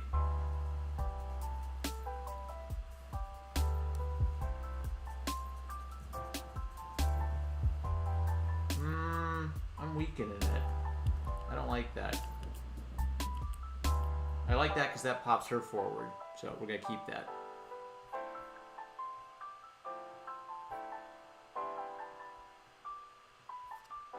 Now let's put a little red shadow here to pop that part of her face forward.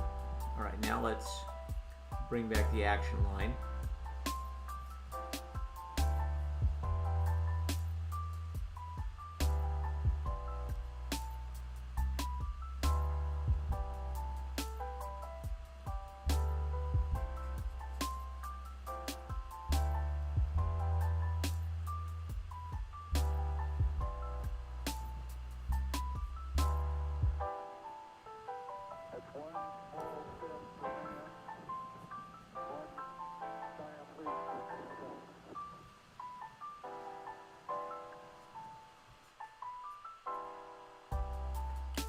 Strong, softer.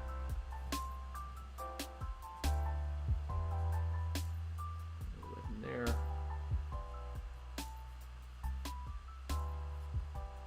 Small bit under her chin. Okay. There. Red, red. That ties in nice.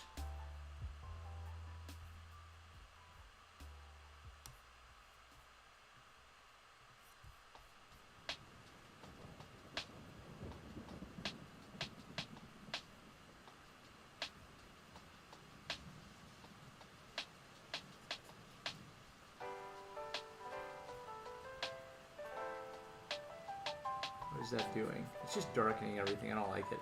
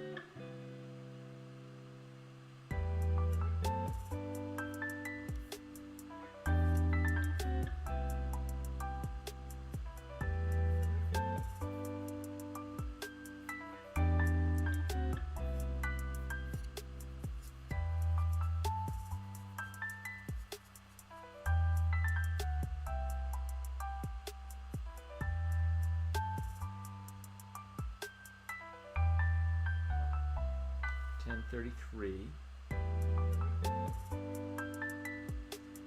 Hey, Evil Passage says bye. Bye-bye. Thanks for joining.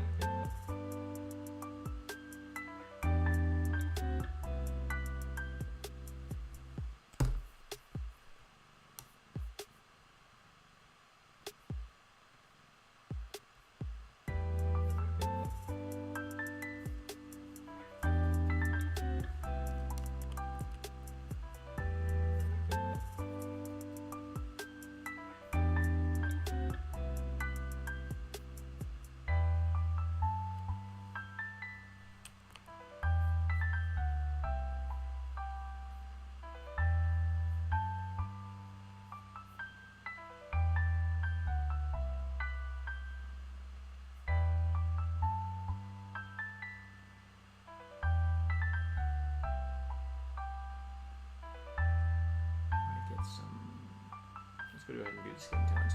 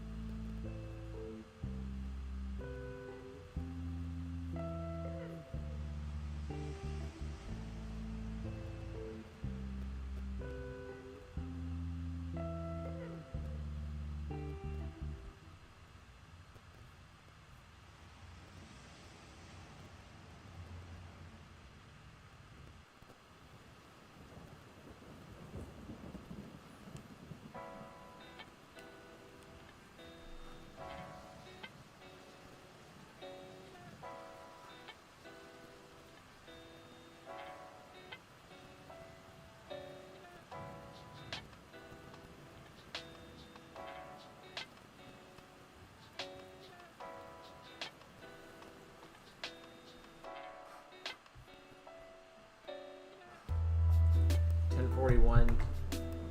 I'm thinking I'm getting to a pretty good stopping point, guys.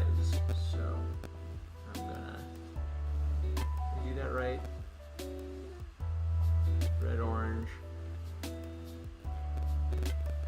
Oh great, was orange not? Hold on. These both multiply.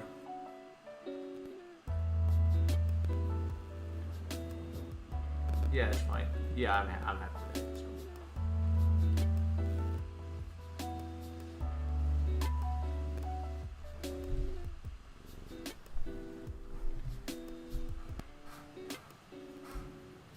It's probably getting to midnight for some of you New Yorkie, East Coasty, Floridian people. Good luck to prayers to everyone in Florida, by the way. Two of our friends on the channel, Twitless and Matt Krotz, are in Florida. They're both out safe, but boy, it's crazy.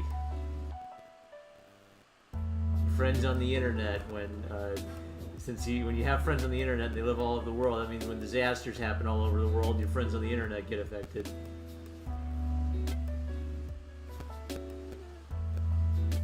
Okay, so. Multiply layers I put all together. Layers that create light effects I keep separate until the very end, because if I flatten them, they tend to deaden a bit unless I have to flatten them exactly the right way. Basically, I have to make sure that there's like a white layer. I gotta make sure that the things that are brightening up the darks actually flatten on the darks and don't get mixed up with other things. Photoshop layers, it's its own whole little logical headache. Okay, so tomorrow I'll start with the Caucasian skin tones, violets, and I want to do something to liven up that gross black look. Hold on. I think red orange or orange.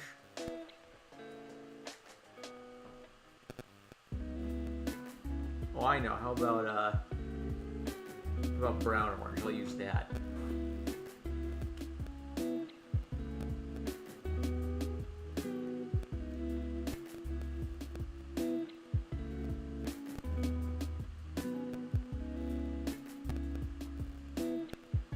Saying I was gonna wrap up, but then I thought of something. Yeah, let's fix the one thing that's bugging me.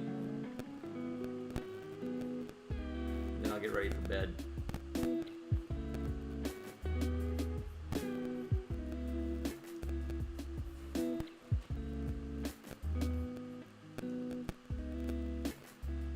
It's either gonna be lighten or screen.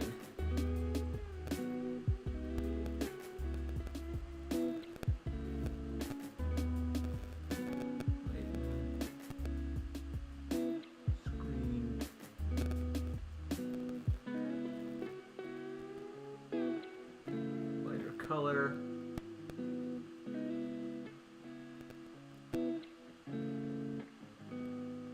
Lighten or lighter color.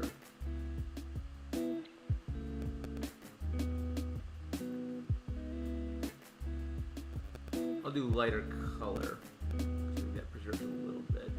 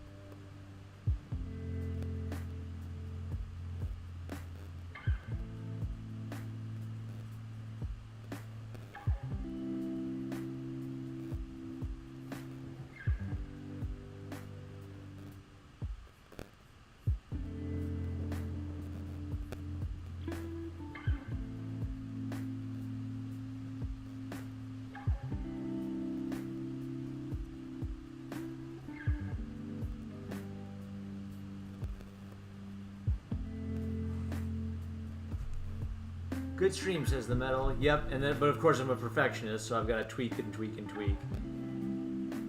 I don't like... one more thing I don't like. Hold on. I can fix it.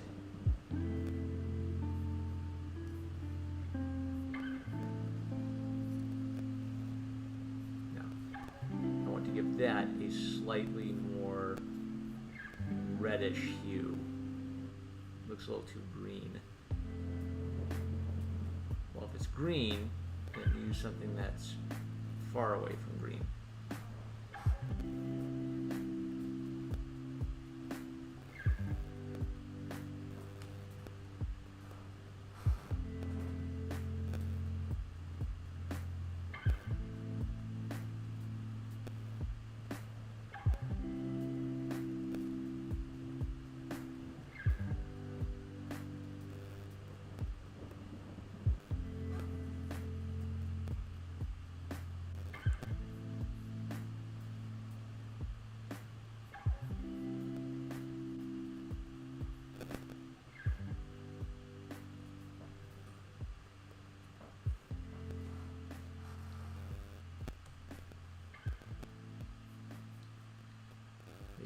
Green.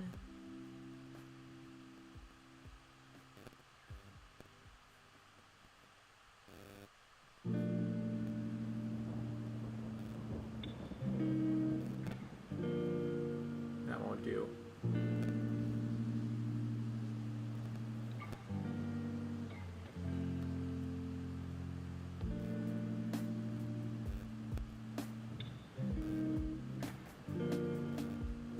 Cover over that gross greeny thing. Let's put it above the dark colors.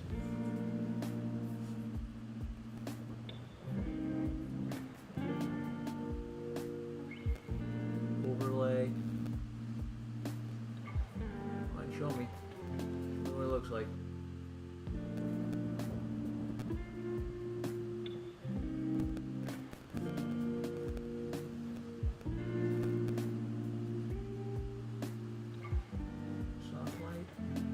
See what it looks like. Come on. Helps a little. Hard light.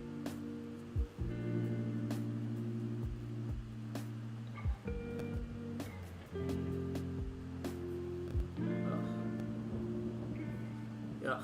The exact spots I need to see, I can't see it.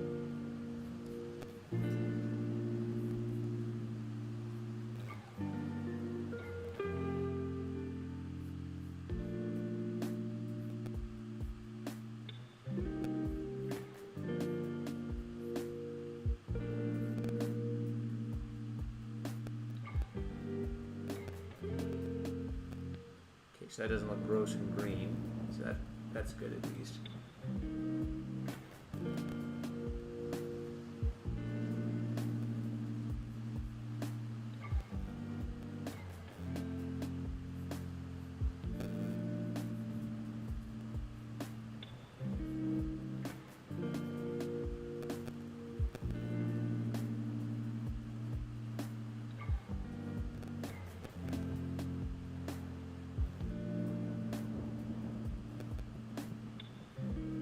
Too red, but if the bottom part is too green and this is too red, hopefully I can find a mix where they blend together or pair well.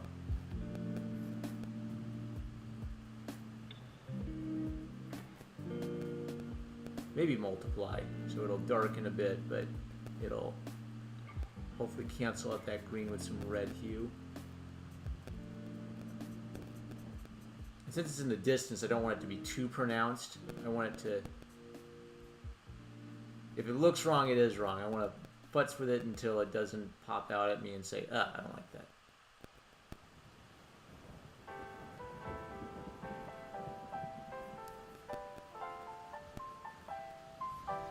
Okay, now let's try... multiply. Seems too dark.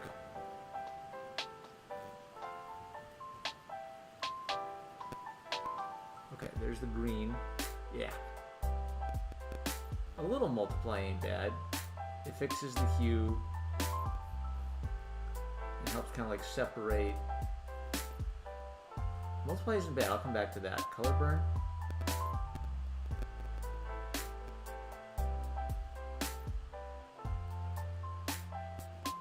Linear burn.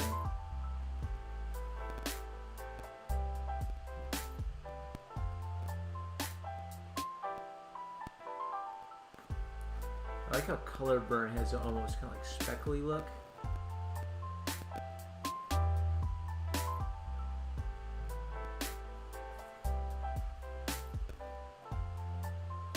What about the lightened? Lighten.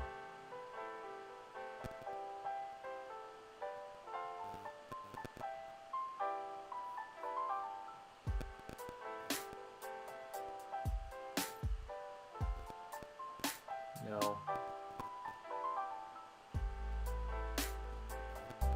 No.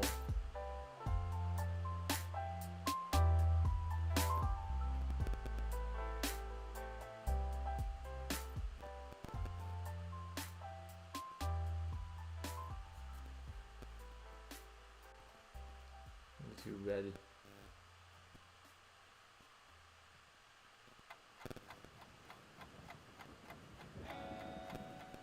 Oh, I like color burn.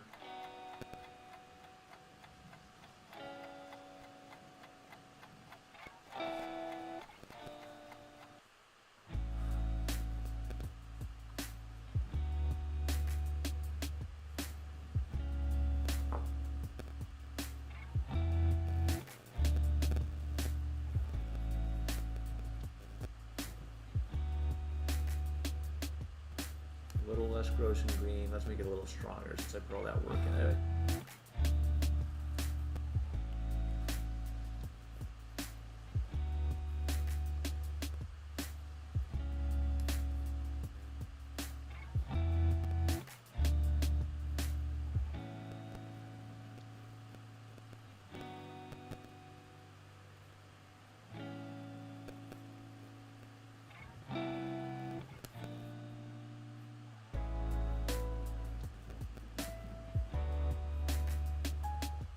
Yeah, how about dissolve?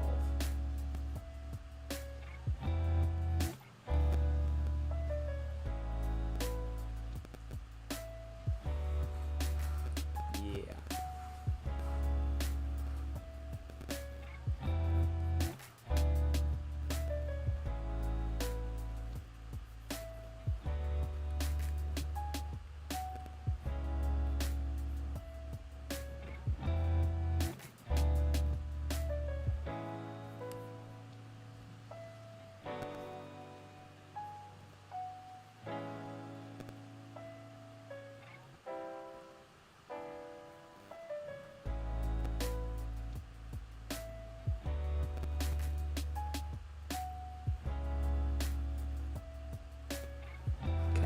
That's good. Don't futz too much or I go nuts.